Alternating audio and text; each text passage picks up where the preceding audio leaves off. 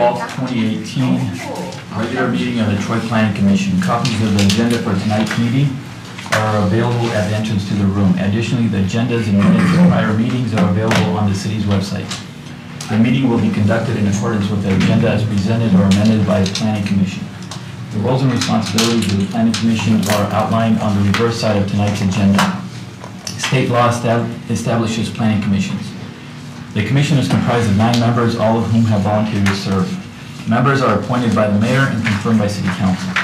The other individuals seated at the table this evening are representatives of the city's planning department, the city attorney's office, and the city's planning consultant, Carlisle Wortman and Associates. If you wish to address the planning commission, please come forward when recognized and provide your name and address on the sign-on sheet. Please begin your remarks by stating your name for the benefit of the commissioners. All the remarks are to be addressed to the planning commission, not to anyone else in the room. At this time, I ask that all cell phones, PDAs, or other devices that might disrupt this meeting please either be placed in silent mode or be turned off. The roll call, Ms. Sarnicki, please. Mr. Abhidian. Here. Ms. Cruz. Here. Mr. Edmonds. Mr. Faison. Here. Mr. Hudson. Mr. Krent. Here. Ms. Kupa. Here. Mr. Zanziga. Here. Mr. Tagle. Here. And Ms. Howe. Quorum present. Item number 2 on the agenda is approval of the agenda. Can I get a motion to approve the agenda? A motion by Mr. Faison, second by Ms. Kupa. Roll call, Ms. Sarnicki, please. Ms. Cruz. Yes. Mr. Faison. Yes. Mr. Krent. Yes. Ms. Kupa. Yes. Mr. Zanziga. Yes. Mr. Tagle. Yes. Mr. Abhidian. Yes. Item number 3, approval of the minutes for the May 22nd, 2018 meeting. Can I get a motion to approve the minutes, please? Moved by Mr. Tagle. I'll second it. Second by Mr. Krent. Roll call, Ms. Sarnicki, please. Mr. Faison. Abstain. Mr. Krent. Yes. Ms. Kupa. Yes. Mr. Zanziga. Yes. Mr. Tagle. Yes. Mr. Abhidian. Yes. Ms. Cruz. Yes. Item number 4 on the agenda, public comment for items not on the agenda. Is there anyone in the audience that wishes to speak to an item that is not on the agenda tonight? Seeing none, we move. We've got a few back here. You do? Yeah. Okay. Yeah, sorry. If you want to speak, please step up to the mic. You can sign in and you can identify yourself. Happened faster than I expected. My name is Alex August. I've been a resident of the city of Troy for 12 years. I live over in the Beaver Trail subdivision in the 16-mile John R. area. And the reason I'm here today speaking is based on a topic that came up here on May 3rd regarding the proposed rezoning of the property at Big Beaver and John R. from multifamily residential to urban residential. It's very close to my home. There's some other people here who are going to be speaking out against it as well. I don't think it's a good idea, and I just want to clearly state that. I don't see the benefit for the community to rezoning the property that's currently listed as multifamily residential to urban residential. It will certainly create a tremendous amount of congestion in an area that's already very congested with an active grocery store, with an active shopping center. So I can imagine just how awful the traffic is going to be there if you add another 1,000 people to that small area, to be living there on a permanent basis. Certainly, it's not good for the immediate single-family homes in the area. I imagine, establishing an urban residential area right adjacent to single-family homes would only decrease the value of those homes.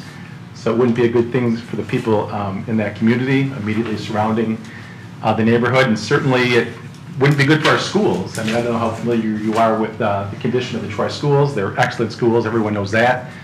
But there is significant crowding issues, in particular at Barnard Elementary, the school that's closest to this proposed development. And Jeff is going to be speaking about that a little bit further.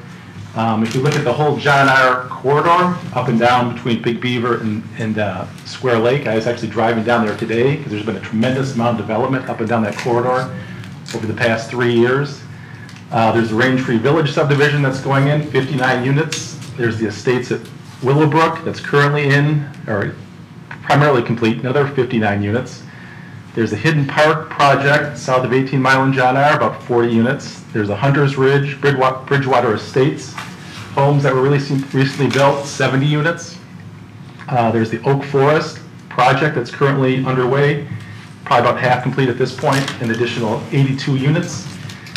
There's a section 11 that hasn't even started yet. That's projected to be another 50 units. I mean, that's a tremendous amount of growth, a tremendous amount of population increase in a very short time. Clearly, the school district isn't planning to build more schools because they're selling off all their properties. I don't know how it's possible that our schools can accommodate this sort of growth, especially urban residential, which was basically doubling the size of how it's currently zoned. So I just wanted to speak out in opposition to the potential rezoning, and I believe that at least one other person here has some further comments to share. Thank you for your time. Thank you.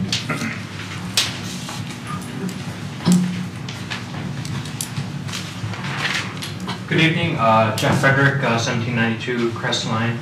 I mimic Alex's thoughts as well, and while I do believe development is good for a city, that's the only way you're going to grow, get better. I just feel like this rapid development is not going to be good for not to mention the traffic infrastructure, but in specific the schools, and I can speak kind of specific to that. I served on the FSTARC committee this past fall, which was a facility study team for the attendance area review committee. And what we did is we analyzed all the schools, the enrollment, and then all the new developments that were going into this. So in looking at the new developments, it was kind of a shot in the dark because we don't know what what amount of students were going to come out of that to each school. The schools were already overcrowded, and we were having to deal with redistricting some of these potential new students that were coming in. So after about 8 months worth of, we had presented a proposal to the school board in which we were allocating, moving some students here and there, and it was a tight fit after multiple plans that we went through. And I feel like this new development is just going to further add to that issue. And this committee will have to be formed again here in 2 years to try and solve the same problem that we had difficulty with. The only problem is that next committee, they won't have any leeway to move around with moving these students in the current situation that we're at with enrollment. So again, just kind of adamantly opposed to any new development, whether it is even multifamily of this area. I feel like there's already a ton of growth and development from a residential side. So that's all I have. Thank you. So thank you. Anyone else wish to speak? My name is Jody Fisher. I live with Alex and I are married at 2221 Traverse Drive. On top of everything they've said, something I'd like to add is the traffic. If you're trying to pull left out of the Kroger, it is impossible. And there's already a light at Telly, so how are you going to do traffic control? There's not room to put another light. I mean, and then you're going to build an apartment complex with 247 units. How is that going to work? On top of my son, my toddler, and I have almost gotten hit by a car walking on the sidewalk there because a car was shooting straight across from Orpington into the Kroger parking lot. Those problems are only going to get worse. And what's the vision? Why do you want to do this outside of fattening someone's pockets? What's the vision? No citizen wants that. None of us. We moved into Troy. I moved into Troy when we got married, and I made this our home. And now because of all this development, and on top of this, the consideration of what's going to happen to my son's school, he's 3 years old, and we made a decision to stay in Troy. But if the school district is going to tank because of all these apartments going up, we will move. So would you rather have $600 rent people coming in, and no offense because that doesn't necessarily mean someone's a bad person, but let's all be honest about what the potential for that's going to bring. But then you're building houses that are $600,000. There's clearly a different demographic there. So tell me what the vision is for Troy, because if the vision isn't something that I align with, then I want out. So would you rather have corporate professionals moving out to make room for $600 rent? You tell me. Thank you. Anyone else wishes to speak? On an item that is not on the agenda tonight. Correct. Thank you. My name is David Cole, I live at 211 Ottawa. I've been a resident for 41 years. There's an Ottawa project that a builder wants to build. About 14 homes on 1.3 acres. To do that, he's going to knock down one house that's on Ottawa, build a road in, and put up those 14 houses on 1.3 acres. I have one of the smaller lots in that neighborhood. I have 3/4 of an acre. Most people have an acre, acre and a half like that. It's that type of neighborhood. So we're very set against it. But one thing I would request is maybe if you could have these meetings every week, because the builder that owns that property, I rode by it the other day and they were very busy out there working, cleaning it up. My wife said, "Wonder what's going on?" I said, "There's got to be a planning meeting coming up."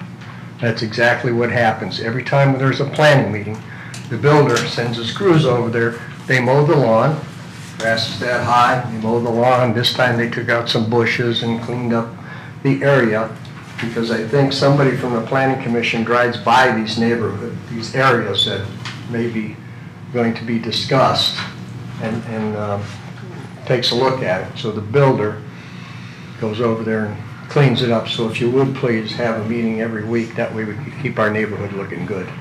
Thank you. Dave, did you serve in the Air Force? Yes, I did. Thank you for your service. You're welcome. Thank you. Anyone else wish to speak? And then Steve. My name's Rosemary Thomas. I'm at 335 Ottawa, and I know everybody's here because they're concerned about development in the city of Troy. So I'm just asking that everyone, we realize that development is a natural thing that's going to happen, but please take into consideration the impact on the neighborhoods and what happens to the residents that are living there. And I'm assuming that all of you are residents of Troy, but I'm not sure. And I would hope that you think about all of us and how all of these developments impact, you know, the existing neighborhoods, the existing schools, the existing roads. You know, I know, like I said, development's bound to happen, but all I ask is that you please consider the impact, and hopefully that it's not negative impact, that it can be a positive addition to the community, and consider I know you want to increase the tax base, and I'm hoping that's not the reason for development, because when you increase that tax base, there's also going to be costs involved with these homes as far as supporting that in the community. So that's all I ask, is that you consider that. Thank you. Thank you. Anyone else wishing to speak? If not, we will move to item number 5 on the agenda, preliminary site plan review, file number SPJPLN 2017-0027, proposed 5956 Livernois professional building, east side of Livernois, south of Square Lake. 5956 Livernois, section 10, currently zone NNQ, neighborhood no Q district. Mr. Cullen. Good evening. Tonight, the first item for discussion is the Livernois Professional Building. The Planning Commission should be familiar with this site and this project. It was before the Planning Commission originally, and I think it was January of earlier this year. The site is on the east side of Livernois, just south of Square Lake. The site in total is approximately 11,000 square feet in area. This is the site highlighted in red. The background of the proposal is the applicant is proposing a 3,700 square foot office building used for his law office.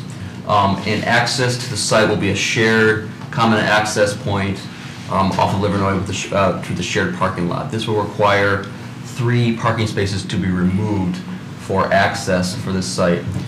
This came up when we last talked about this in January. The approved site plan for this site did indicate there is a cross-access easement, and parking was accommodated to ensure that there was enough parking on this site if the 3 spaces were going to be removed. So this would be a legal option to access this property.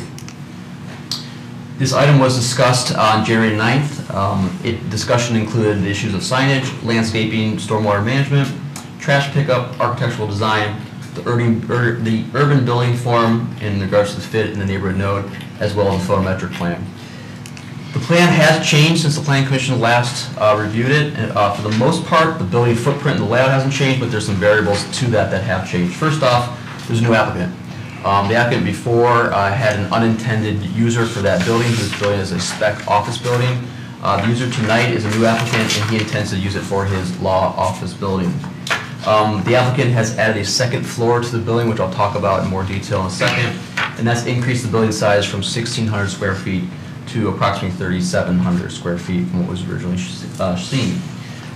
In addition, due to reconfiguration of the site, they were able to increase the amount of open space from 30% to 41%. In addition, they were able to reconfigure the parking lot and move handicap parking closer to the front entrance of the building. They have reduced the number of parking spaces from 9 to 8, and they have amended the elevations. Just for reference, the building, it's a little bit difficult to see on this site plan as it's submitted, but the building is located in red. It is 15 feet from the front sidewalk on Livernois. The Planning Commission has the right to approve a building placement at 15 feet. We do want to note that it does meet all other bulk requirements of the neighborhood node district. Parking, the applicant by ordinance is required to provide 13 parking spaces. They are providing 8. We will note that the 13 parking spaces is due to the second floor. The second floor is approximately 1,800 square feet. However, the applicant notes that that will be used for a law library and for file storage.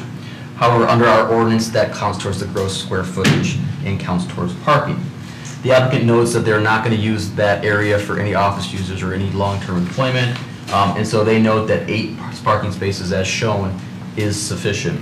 If you take the first floor square footage and divide that out by the office users and do not count the second floor, 8 is sufficient for the square footage of the first floor.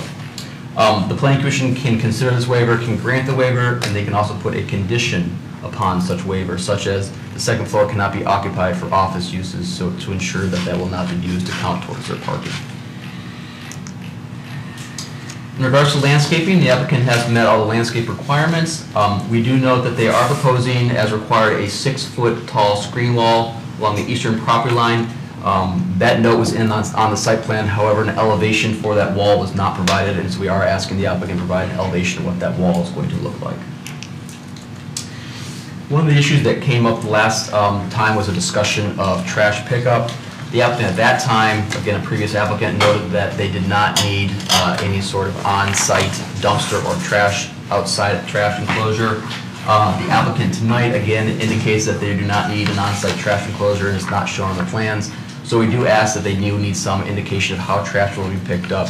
Again, it's a law office, it's not going to generate a lot of trash, it's supposed to be paper trash, but there's no indication of how the trash pickup will work at this site. In addition, the applicant did not provide a lighting plan. However, there are shown building lightings on the front of the building that need to be reviewed as part of a photometric plan.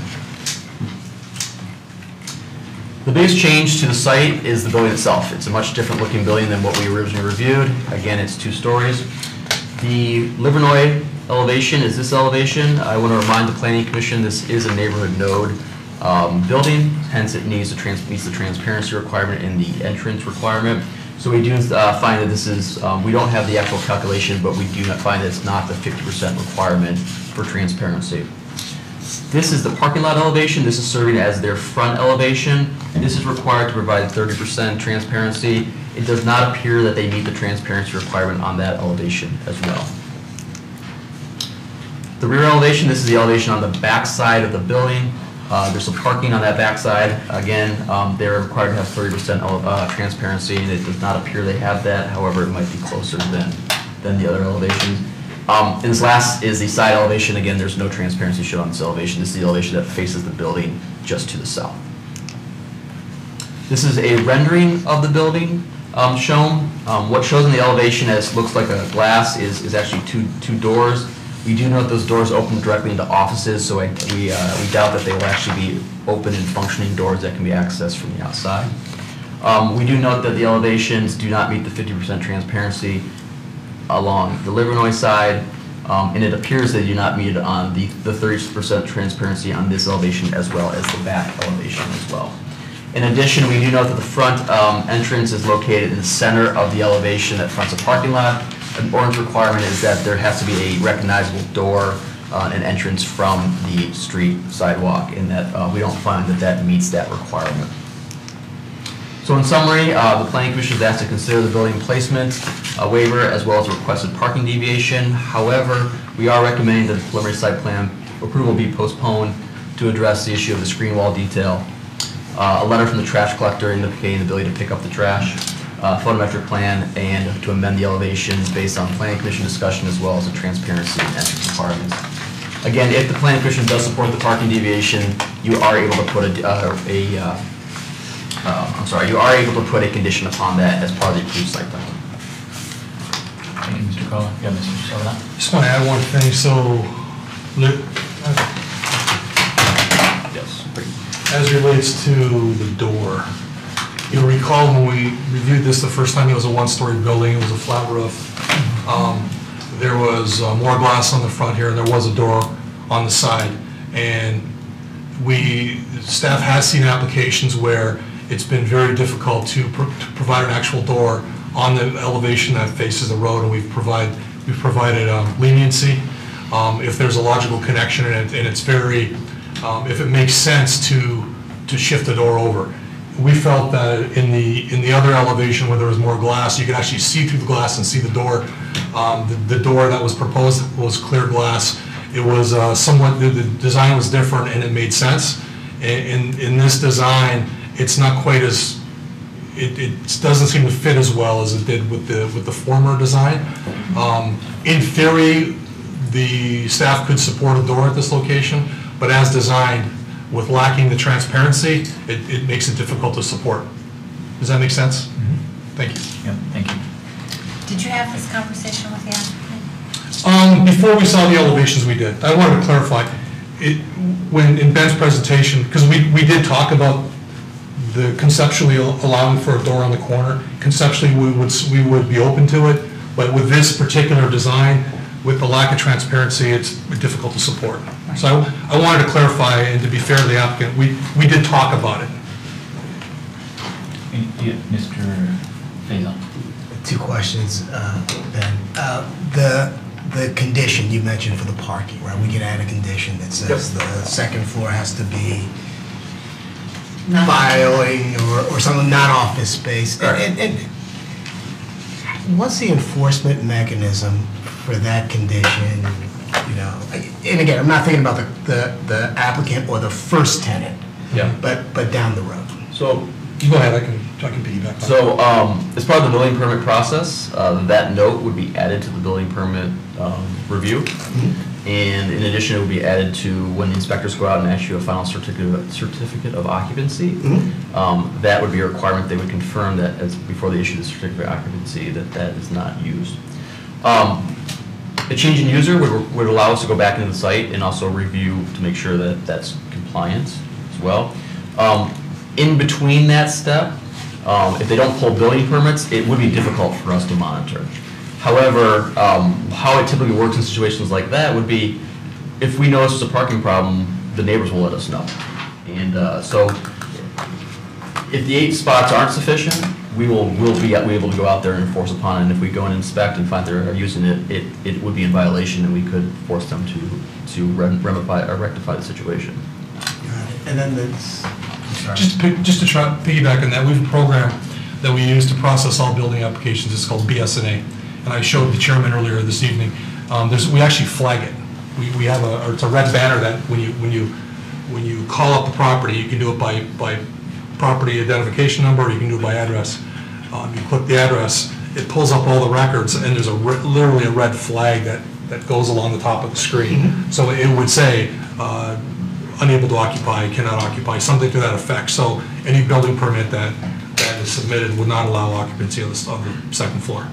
So you take the applicant at his word, but the reason that I have a comfort level with the concept moving forward is it's very easy to track, and it's very easy to monitor from a building permit standpoint. Right, and it's monitored in a systemic way. Exactly. Right.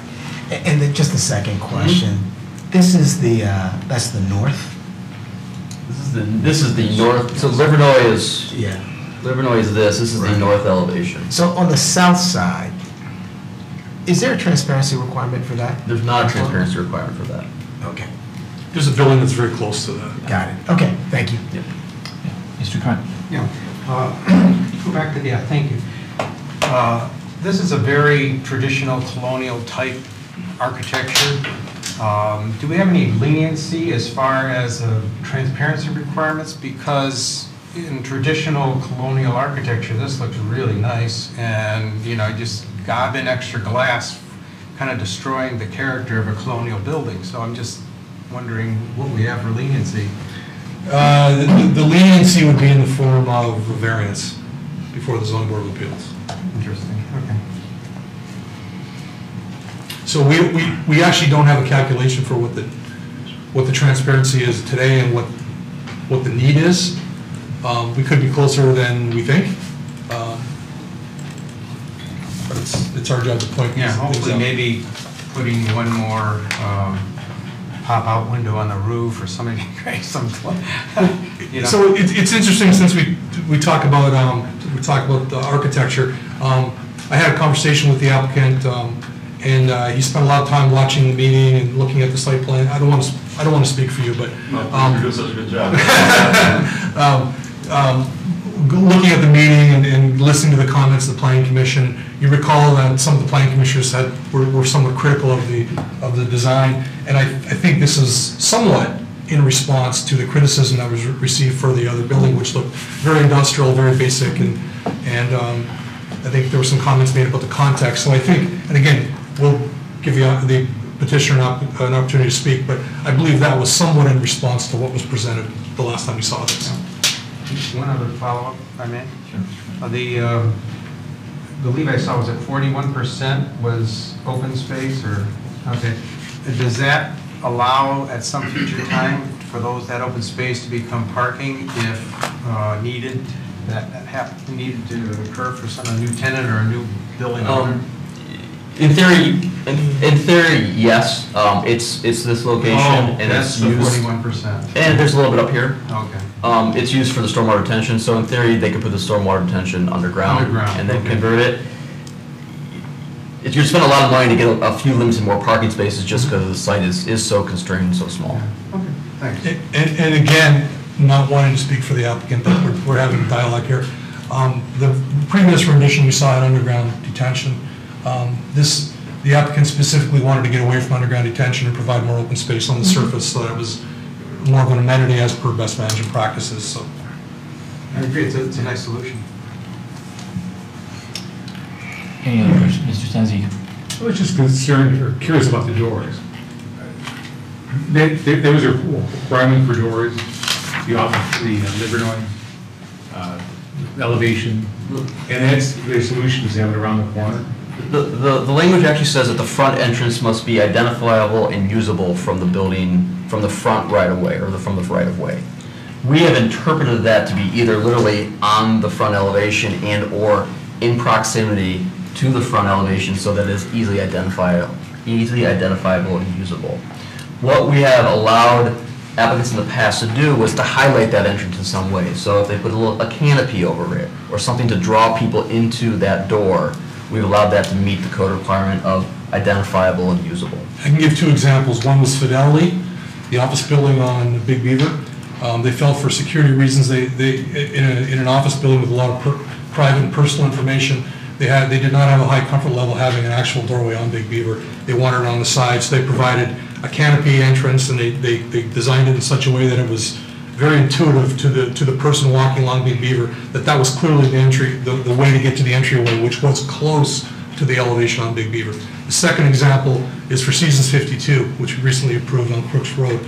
There was some outdoor dining space that had an entryway on Crooks, but the main entrance was around the corner, and they provided a permanent canopy that was very inviting and very kind of led you into the door. So that was two examples of how we made the interpretation that although it wasn't a door on that elevation per se, it was near the elevation and it was connected in a very strong way, so that we made that interpretation. So where would the canopy be? In the middle door or south? A canopy is only one potential solution. There's different ways to do it. You can do it through building materials. I mean, I'm not an architect, but that's how the design of that building those two buildings led to the canopy treatment. Maybe there's a different solution here. One of the ways that previous building, it was more intuitive, was there was a lot more glass along Livernois here. It was almost all glass, and this door was glass, and the way that it kind of flowed around the corner, so it was very intuitive. This is less so. So. I didn't look at the floor plan, but does that door lead to the hallway or to an office? This door? Yeah. It leads directly into someone's private office. Yeah, this didn't seem very functional as a front entrance for a building. In the other office, it led to a main foyer type entryway, so it was a little bit different. Ms. Cruz? So if I understand what you're saying correctly, the side of the building that has the 4 windows, that is the side, that is what you see if you're heading north on Livernois? This elevation fronts on Livernois. That fronts on Livernois. So the actual front door entrance then is really facing Square Lake. It's facing the parking lot. There's a building here, and then there's Square Lake. There's a building in between, it's not the corner. Buildings. It's, Because right there on the corner is that Sorry. Edward Jones. Yep. All right, so the front of the building. So pretend the building's this little box here. This elevation is those 4 windows fronting this way. The front entrance that we saw is fronting this way, with the Edward Jones parking lot and building. Right. Okay. I got it now. So it's those 4 windows that are not meeting the transparency requirements. But yet the parking lot to the building would be where the front door is, as highlighted by the pillars and the plans. Yeah, there's 2 spaces here. This shows 3. There's actually 2 spaces in the site plan, and then there's 6 spaces that are back behind the building.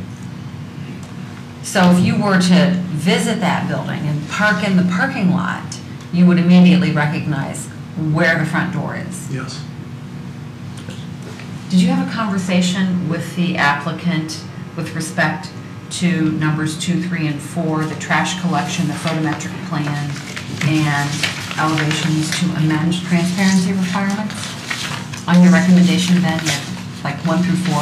And I'm assuming that you've told the applicant these are the recommendations you're putting in your report. Director Sabran had the pre-application meeting. I was not able to attend the pre-application meeting with them. I believe that he spoke to them about all these issues, and they did receive a copy of my report after it was done. Okay, and we're still sitting here tonight without 2, 3, and 4. So the first time I saw the building elevations was when the application was submitted. I didn't actually, I believe that we spoke conceptually about transparency and requirements, but I don't believe I saw the elevation until it was actually submitted. Okay, thank you. Any other questions for Mr. Corlon? Just one quick Yeah, one. I find it interesting that our requirements don't take in consideration, we're talking about our design standards, and I find it interesting that something that has a very standard great design that goes back in our country's history for centuries is not acceptable compared to the ugly little shoebox we saw before, and that kind of like twists my gut a little bit. Well, what I would say to that is, it's not a one-size-fits-all. It's impossible to create a zoning ordinance that's going to fit every situation. And this is a very small, very narrow lot. It's like a tweener lot. It's got significant challenges to be developed, but it's too small to sit there empty. It's opportunity. I think we're very close to having an approvable application here. I think there's been some really good steps made. There's a couple details that we need ironed out, and we'll get there. Good. Mr. Taylor. What would be the south side elevation? No windows at all. Are there any requirements for that? I don't know if we're considering that the side yard. There are not. It's notice the proximity to the building to the south. It's very, very close. There are building code requirements when you introduce openings to a wall, you're obviously more aware of those requirements than I am. So there's that complication. But I believe that the first time we saw this, when it was a different design, it was also a flat brick facade. I just had a thought I wanted to piggyback to what Mr. Krantz said. I think what we have before us is a completely different design, much better looking than what we had the first time around.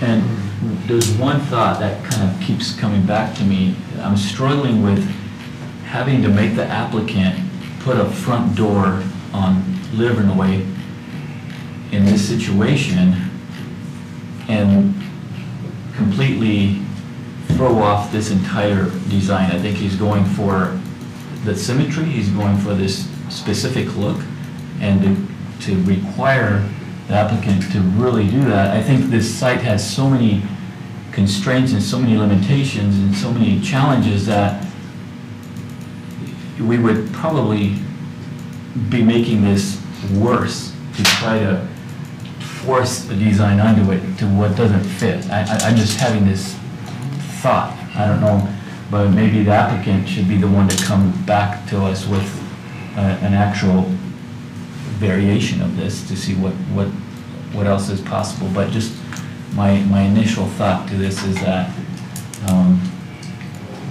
I think to go to the extent to actually require a door on the west side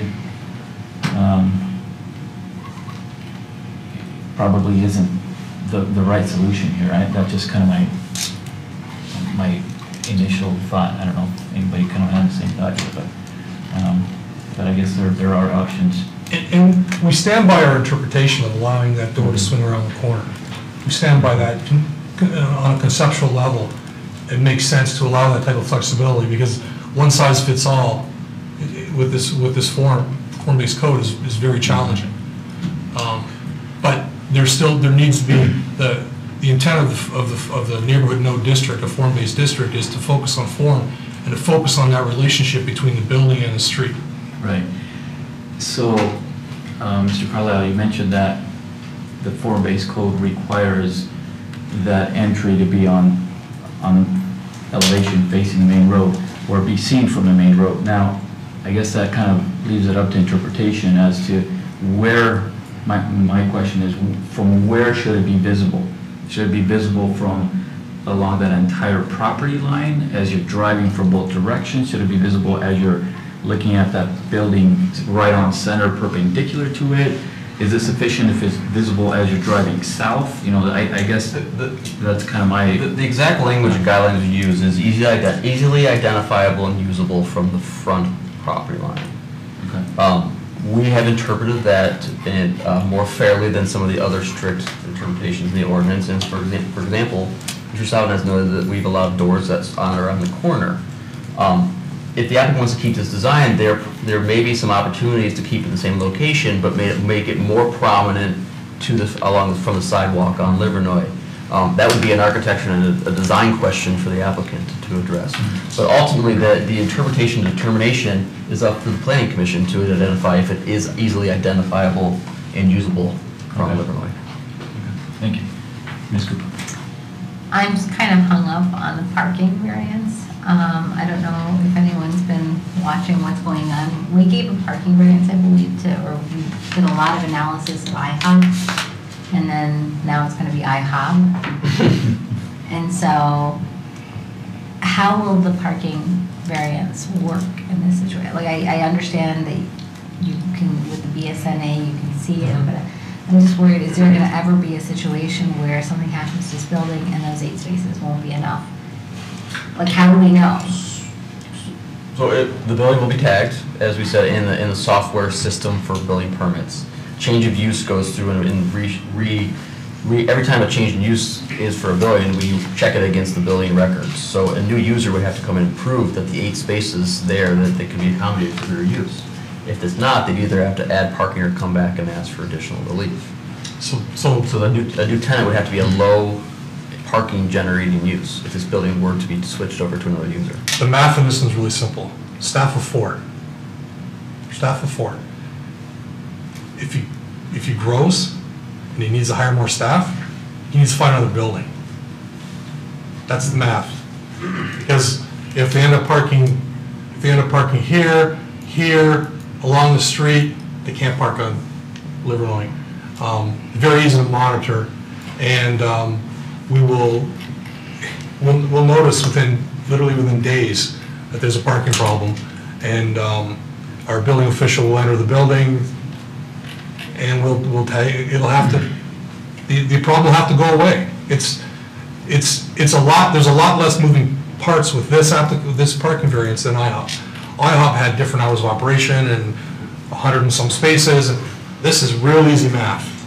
This is a significant investment on the part of the applicant, who's comfortable with four spaces. He knows what the daily, how many visitors they have at one time, what the turnover is, what the wait is, and he's happy, he's got clients. So this one is really easy to get a comfort level for me, because it's easy to investigate, and it's easy to count, and from an enforcement standpoint, this is significantly easier than IHOP. Significantly easier. And I would say, so I'm talking from the perspective of enforcement, because ultimately we get the phone calls. So if I had a level of discomfort with this, I'd let you know. This one's probably the easiest one to monitor of all the parking variances we potentially grant. It's a reduction, not a variance. But. If we don't have any, yeah, Mr. Tagle. What are the side yard requirements for this property? 0 feet. 0 feet, they can go right up to the property line. There's openings, for example, if there was an opening on the side, on this side, then there would be building code requirements. Right. But in terms of zoning, it's a 0 foot setback. Okay, thanks. What's the actual distance between buildings proposed and existing on that south elevation? 6 feet. Is it 6? 5 feet to or 5 or 6 feet to the property line. I don't know exactly what the building is south, how far that is off. So if there are windows in the building, it's got to be pushed further back, or there's got to be significant steps taken to fix the situation. Okay, if we don't have any more questions for Mr. Carlisle, then I'll give the applicant an opportunity to speak. Thank you. Thank you for having us. My name is Renis Nusha. I'm an attorney, the attorney that's at the house, that building, hopefully. And thank you for your comments. You sort of stole all my thunder. I had all sorts of wonderful lead into this, and your questions, I think, addressed a lot of the issues. But I'll address some of your questions, some of your comments, and any questions that you may have. The building as designed previously was a lot simpler, and I think your comments from January 9th of earlier this year addressed a lot of those issues. You had a lot of, I've watched a couple of times the hearing from your last planning commission. I don't think many of us watched twice one of your hearing commissions. I'll take your thank yous later. So I watched it a couple of times, and I watched it a couple of times with respect to, because I wanted to make sure that by the time I got to this place, I was pretty close on your desires, your wishes with respect, and basically the parameters of what we can and cannot do and how to go about it in the best and most efficient way. Coupled with that, of course, I had my own wishes and desires, which basically, for the most part, walked hand in hand with some of your commentary. With respect to the building itself, the original building planned by Mr. DiBartolomeo, because it was a general use and he didn't have a specific tenant in mind, was very general in nature, it was very plain, in my opinion. I think somebody here made that exact comment during the January 9th hearing. It was very plain in nature. It was a good building. A building is a building, I presume, because I know exactly what I'm going to use it for now until my doomsday come. I wanted to do something that would be a timeless-looking law office, something that we could recognize as that kind of building. However, I didn't want to stop just with that thought. I wanted to accomplish something that matched the current neighborhood, the current four corners, so to speak. This is obviously neighborhood node, which is a fluid concept. I do some of this stuff as well.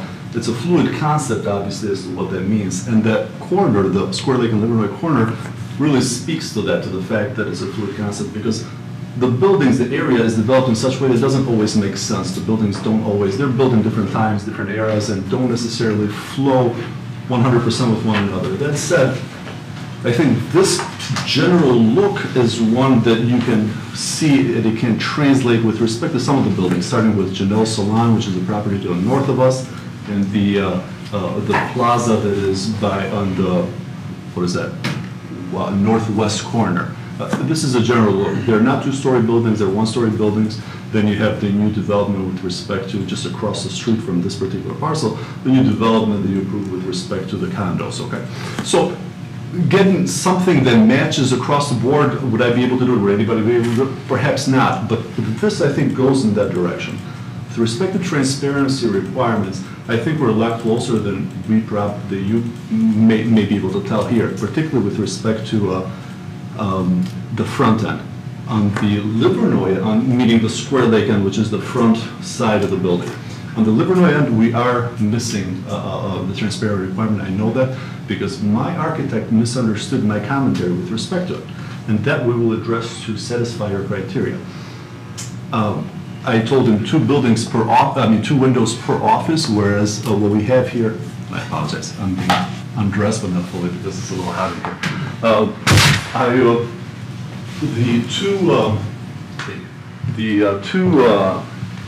I said 2 windows per office, whereas he did 2 windows per side of the building. That is, that doesn't satisfy the criteria, and it should, and actually we would prefer to have 2 offices. So that one, on the new revisited plan, you will have exactly that. Other than that, the door obviously is an issue, and Mr. Savidan and I had a few conversations with respect to this. He was very gracious with his time, and I was thankful for it because we needed all the thoughts in the world. I wanted to achieve some sort of symmetry. The building as you see it right now, and I'll take some direction from you, I'll make whatever modifications, and you can either approve it subject to those modifications, or I can come back with a building that matches basically that criteria. The door as you see it right now, the main door, you'll be able to see it. The only way you're not going to see it if you're coming north obviously from 18 Mile. That's the only way you're not going to notice it. Otherwise, I don't care what side of the corner, the 4 corners you are in, you'll be able to see that front door. Because Janelle Salon and Edward Jones, that's a building that's set back on the property line with respect to going east. So it's basically at the far end. So this building is the only thing you're going to see, and the only thing that's really going to trump it is the condos probably. Nothing else is going to come in shape of it. So the front door is going to be easily visible. Can we do something with respect to the to make them more visible? Yeah, I have a recommendation if you will allow me to. I don't want those 2 side doors. I did those 2 side doors to achieve 2 things. First of all, the request for having a door on the side as close to the Livernois as possible. And then the door, which is on the far end, is just to have symmetry, okay? And the rendition that our architect, the person that did the rendition, did it incorrectly, because if you were to allow me to build this building as you see it today, I wouldn't have it with those 2 doors. Those 2 doors on the sides, there would be glass doors matching the windows. So you would have further transparency there. However, in my mind, even though I'm perfectly happy to do this if this is what you approve, in my mind, those 2 doors should be windows. And what I would do with the windows, the way I would do those windows actually, unlike what you have in the window next to them, next to the main door, I would have those windows top to bottom all the way to the bottom of the floor. To achieve some, you'd have more transparency and a better look, I think. So ideally, that's what I would want. Whether I'm allowed to, according to your interpretation or not, I'm happy to listen to you and follow that lead. But that's, I think, if you were to have to design this, that would be the best and most efficient way. We did this, when we redesigned the parking lot, we did it with 2 goals in mind. The first one is the original plan, which had a lot of underground piping, had turned the whole, pretty much most of the property, into just a parking lot. And because of the uses that we're going to have, because of the number of people that we have in the office, to us it made no sense. Also because it was, if you recall it, if you would enter the same way into the property, and then you would continue all the way back towards what is a home on the back end. And the parking then would be sort of adjacent. You'd have about 7 parking spaces, I think, or something like that. And to me, that was just not a good use of the property. We wanted the parking to be closer to the front. That kind of parking would still defeat the purpose of having, if you were to force a door, for example, on the Livernois end, or as close to the Livernois end as possible, it would defeat the purpose because you're still having to walk all the way from the back. That kind of parking led to your question, to some, one of you's question with respect to lighting. And it was a valid concern, and I didn't, Mrs. Evan and I, had a conversation with respect to that because that was one of the comments that was made during the time. And the conversations that are about, well, there was also an issue with respect to lighting. In that particular design, I couldn't agree more. There would be an issue with respect to lighting because lighting basically went, the parking lot went all the way to the end of the property line. And here, we're from the building to the end of the parking, those 6 spots, you're at about, I think, 24, 25 feet. Okay? So can we do some sort of street lighting there? Yes, the answer is yes, of course. In my mind, it doesn't make sense. It would be, because it's a smaller parking lot, there'll be sufficient lighting, and from the building itself, and I thought taking the lighting towards the back of the property, I would be encroaching on the neighbors. There's a residential neighbor at the end of the lot. Before I move from that subject, one of the questions is with respect to the wall. That is that's one of the comments with respect to the wall that goes on between this particular property and the neighbor. The properties that were developed both to the north of this parcel and to the south, so Janelle Salon and Edward Jones and my dentist's office, when they built, they were built up, and their parking is elevated from our lot by about at least 2 feet. From Janelle Salon has in that building, they have a wall, one of those easily recognizable concrete heavens, okay, that goes down about, I think it's about 5 or 6 feet high. Our lot is a little lower. What I would like to do, and here's the detail that's going to come to you, I guess, when you ask, I'd like to continue, it doesn't matter what the difference is, I'd like to continue Janelle's wall, even though this would be a little, I don't know how the elevations will work at the end, I suppose, but I would like to continue it so there's visual continuity instead of having a break, a drop of a foot. It may be less. It may be by the time that we build, they're actually in line with one another. I'd like to keep it in line and continue that wall as is. So that's the answer, I think, to that question. And we revisited, one of the questions from the January 9th hearing was with respect to landscaping. I revamped the entire landscaping. There was almost, well, I presume he satisfied the criteria, but there was, the prior owner satisfied the criteria, but just by a hair. And what we did is we put a lot, and you'll see in your, in the actual design, we put a lot of trees. You don't see it in this picture, but in the actual site plan, put a lot of trees. We put some thought with respect to both what the trees are and everything that goes along with that. We did a dedicated, when we redesigned the parking lot, as you heard earlier, we went from 30% of green space to about 41% now. Coupled with that, actually, we got a dedicated, I live about a half a mile up, which is why I bought the property and why I want this to be my law office. So I want to be able to at least, maybe not walk, but at least bike there. I have a dedicated bike. You don't have bike spaces. You have 8 parking spaces, but it says 0 bike spaces. That's incorrect, actually. If you look at the site plan, there's a dedicated pad for the bike spaces. And I went from 2, it's going to be a design of about probably 4 to 6. If you look at on the site plan. And that's because I live a half a mile up and I want to be able to bike there, actually. So if you look at it, and on the front portion of the property, well, actually, if one of you gentlemen, whoever's controlling that, could go back to the site plan, I'd be able to show you. Oh, and I apologize, I don't know that. You're fine. Thank you.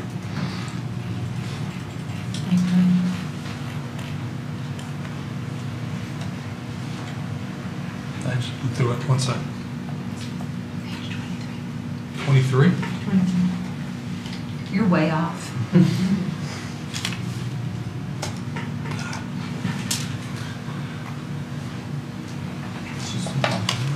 It's right on.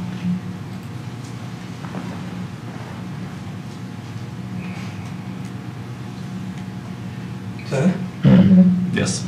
So if you zoom in, well. Let me zoom in, let me do this again.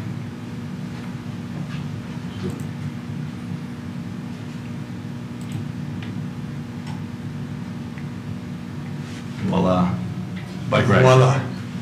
So what we had beforehand, it was right on the grass. And I thought there was, just on, in the prior plan that you saw on January 9th from Mr. Di Bartolomeo. He had it just on the grass, and it was kind of lost in there, and it was just enough to satisfy, I believe, well, I presume a comment made earlier in the planning. And I wanted something dedicated to, because like I said, I live about a half a mile away. If you look at, and actually this gives you a little bit of indication as far as what we've done with the green space. I took time with, we used Mr. Bob Lind from, I forget his firm, but he did I took some time basically even with respect to the kind of trees that we wanted there, and also with respect to reurbanizing the green space in the back and the stormwater management. With respect to trash pickup, Mr. Di Bartolomeo in the original application, when he first came to you, along with his application, he also submitted a letter from Tringali Sanitation that said that we are happy, able, and willing to come to the property, pick up the trash, and haul it out every time. No need for a dedicated space. He didn't know what kind of uses he would put to the building. I do, and the comment that was made earlier was of course correct. All we generate is paper and lots of it, unfortunately, but other than paper, we don't generate anything else. So we went, and actually my brother who works with me at the office went today to get a letter for you, because I saw the comment here and I wanted to have it with you today. Unfortunately, Tringali Sanitation had no electricity today. They're somewhere off in the corner. There was an issue. So letter forthcoming, I suppose. I think I covered it all as far as what I had. Thank you. Wouldn't you have Iron Mountain come and get your paper instead of Tringali? And actually, we do whatever paper we have. I represent, I do some work for a city next door. So for all the, and that's most of the work, that's most of the paper that we get actually is from them, believe it or not. I'm just suggesting that your paper should be secured information. And it's shredded, which was going to be my next sentence. So it gets picked up and shredded in enough location, a lot of our paper. But the rest of it was just from our own clients. We stored it, which is why I want the second floor, and which is why I was currently at our current space right now. I'm off of Big Beaver. My office is on Big Beaver and Crooks at the Benihana building. We're on the third floor. We have about 1,700 square feet of space. That's actually plenty for us. But what it has done, and the reason, well, there's two reasons why I wanted, well, three reasons, a few reasons why I wanted to come over here. I wanted to get away from Big Beaver traffic. It drives me nuts. I can't take it anymore. I come from Square Lake and Livernois to basically come down to Big Beaver. It's painful. The second, well, another reason why I wanted to, when we built our house about a couple of years ago, I built a room in my basement just for storage, just for my filing cabinets. And my wife thought I was insane for doing that, and it is insane, as a matter of fact. It's the definition of insanity. But we have to store these files. And that's why I needed more space here. Not necessarily for our space, but I needed because we had to store a lot of these documents. And I wanted to use a law library, so I'm going to find a use for it. It's not going to be a use that I don't need it. And I agree with Ms. Sevadan that, yeah, if I outgrow this office, I'm going to outgrow it somewhere else, not here. But I doubt it. Our business is set in certain, we have a certain kind of business that requires us nothing more than what we have right now as far as that. What do you specialize in? The good, the bad, and the ugly. We're in trial, we're in court all the time. So I get to see the young lady sitting next to you just about every day. to her demise. That's our unfortunate reality. Does that answer land use? Well, ma'am, we do a lot of criminal law. We do a lot of litigation. I represent the city of Clawson. I'm the prosecuting attorney. I do a lot of building construction. The city of Clawson, prosecuting attorney. Yes, ma'am. You work both sides of the aisle, Karen. Yeah, for those of us with very little hair, change hats frequently. Interesting. So we do a lot of different things, but we're in court all the time, and that's why the uses that I've spoken with Mr. Sevadan with respect to the office, I know exactly the kind of space I'm going to need as far as parking. That is not our issue, because truth be told, 7 out of 10 clients I meet in court for the first time. It's just the nature of our practice, and my partner does the same, and that's, we have a secretary, we have my brother that works as a paralegal. That's just not our issue. We have some attorneys that use our office currently as their mail drop, and we scan those letters as they come in, those court notices, and mail it to them. So that's just that. You know, in many respects, I guess, to the extent that we can be a modern law office, we are a modern law office, but we still fall under some of those trappings of having to have storage and filing and things of that nature. Thank you. Any other questions for the applicant this time? Mr. Dagan. I have a question for our staff. Cross easement, is it specified as to the location it has to be? Yes. Pardon me. I know you asked somebody else, but yes, it is. I believe it is. So, yeah, it's an easement that was recorded in 1984 in order to develop the prior The reason property. I brought that up was, I suggest that the obvious, because of the shape of the property, the obvious orientation of the building is the way you've got it. Yes. But you're very close to being able to turn that building 90 degrees and have a front and a back mimic each other. I couldn't agree more. And I think, just by looking at the floor plan, there are some economies you could pick up in doing such that, you know, I just see a lot of hallways and areas that, you know. Are useless. I agree. Yeah. So it was just a thought, but if. Must be an architect. The architect had the same opinion. If that easement cannot be relocated further to the east, that would not work then. The easement was approved as part of the approval of the site plan to north. Former, yeah. Does not mean it can't be moved. It would be an action that this gentleman and that property owner would have to work out. As of now, he has the right to use this easement to get to access the property owners. Well, you know, again, if it were my building, I would rather have that elevation fronting on Livernois than the end of my building fronting, as far as the presence. I agree. And the statement of, okay, here we are. You're partially correct, and I don't mean to, you know, to fight you on this, because I agree with you, and I would think that actually, if I had a complete and unadulterated choice, I would choose exactly that, because the space that is wasted in the building, I agree with you, with respect to hallways and everything else, it is much. But I also know, a comment that I made earlier holds true, which is that front entrance that you see right there is, you can see from all corners except unless you're coming northbound on Livernois. That's the only way you're not noticing it, you're noticing the side of the Yeah, building. I'm not necessarily talking about finding your front door, because when someone pulls into your parking lot, whether it's oriented this way or it's oriented 90 degrees, your parking lot is going to be at your front door, correct? Yes. So my point was I suppose really, it could be. we've heard about just, the transparency aspect and all of that. And just from a presence standpoint, I think it would be, again, I would be looking at how could we turn this building 90 degrees, maybe change the configuration as far as the proportions of length and width so it fits. I'll tell you how on the legal end. It's next to impossible. It would be an action in circuit court. I don't need to give you legal advice. You've got someone more than capable to do that. They can tell you about this, but it's next to impossible now. I would have to agree with the current owner of the property next door to me in order to be able to move that easement and pay for basically whatever relocation of the parking lot or her parking lot. I don't know how that works. She does have, I guess, and perhaps not, because she has, I guess, an entrance from the Square Lake end in the back end. So, but it'd have to be some sort of action, and I don't. Well, I'm not an attorney, and I don't know how hostile your neighbor is to the north about saying, hey, do you mind if we take these 3 spots as opposed to these 3 spots? I suppose for my purposes, I'm thinking in terms, along with that, I've gone to the neighbor. I've spoken to whomever is there, the gentlelady that actually owns the property along with her husband. They're elderly and they're undergoing some sort of health issues right now, and they're not very much present there. It's a long-term lesser of the property that's present. So I've had conversations, and I've had conversations about a lot of the aspects of developing this property, but I can't have something substantive, unfortunately, right now with the owners of Janelle Salon, the building where Janelle Salon is housed. I agree with you.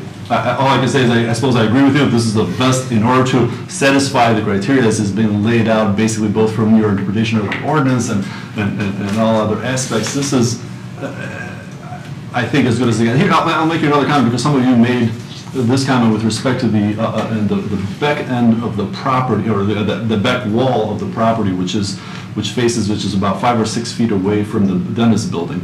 Yeah, I'd love to have windows, and I think Mr. Sevidan will agree with me that my first comment to him when I first met him with respect to this property was, can I have windows in the back property? And he was kind enough to say, well, let's talk to the building department. And we brought him in, and because I wanted windows in the back, it doesn't make sense to me. I want some light coming from everywhere, I suppose. Otherwise, you have these little dingy little, offices on the first floor and dingy space on the second floor. But on the first floor, it's almost we would affect, I think, the parking lot, we would affect the green space and everything else that goes involved with it if we were to put some windows there because of the building requirements that would have to be in place.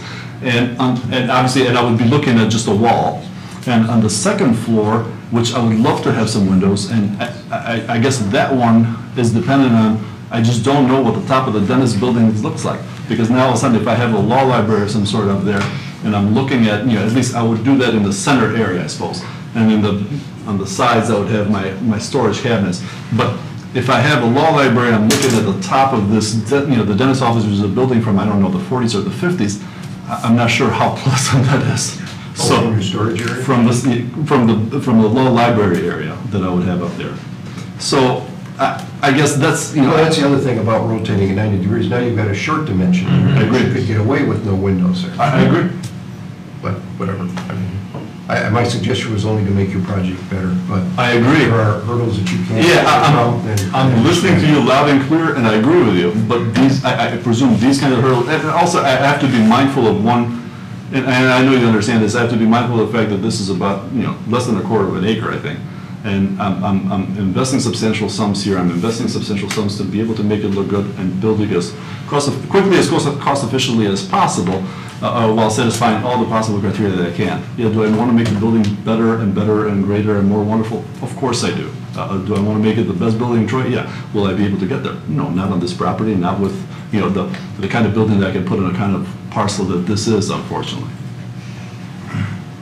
Yeah, Mr. Senzi. I had a question for Mr. Seta. Did you, as I recall, you said for him to move, to have the front door, only one front door facing the north elevation, he had to get a variance? No, it wasn't, the variance comment wasn't related to the door, it was related to the transparency on Livernois. However, he indicated that he contemplated perhaps putting more windows along this elevation to achieve the 50% transparency. He indicated he'd be willing to replace these doors with windows to achieve 30% transparency here. Then the only, assuming that works visually and meets the criteria, and the planning commission would support it, really the only flexibility that they would seek would be location of the door in the middle of the building. So it gets So would you need more than one door to a building? Wouldn't it be prudent to have more than one door into the building? And I guess I'm proposing that there may be a space on the east side of the building, at a door for his employee entrance. So the number of doors is related to the building code? Yeah, I'm not familiar with the building code. Maybe John can help us with that, but. I think this is under the requirement, you need more than one exit, square footage wise. Yeah, and for purposes of the role of the planning, pardon me for interrupting. Purposes of planning commission, obviously, as you know all too well, is to approve the general site plan and the general building plan. I'm going to go with this, obviously, and we're going to make some changes. A lot of them, the ones that we're talking about today. So that makes sense. For example, the reason, and the comment I made earlier, the reason I put those two doors is to try to satisfy, to the best of my ability, the requirement with respect to having a door as close to Livernois as possible. Again, I don't think this is the correct solution. I may be wrong, what do I know? But I don't think that's the correct solution. I think the correct solution is to allow me to have a door, and that door, again, the center door, where it is, and that would be a see-through glass door, a double see-through glass door. It's not, this rendering, unfortunately, does not do service to at least my vision anyways. I'd have that as the main door and windows on all the rest of across the facade, the front facade of this building. So if there's a second door required, and I'm allowed to have just this as the center door, I agree. The natural location for that second door would be the back facing east, the back side of the property. I would have that as my employee door. And I would rearrange basically the way I have my offices. There's a hallway there now. No, there's, the way the architect did this is he kind of cut it, but he used very wide brush strokes, I think. He has, you enter through the building and then there's,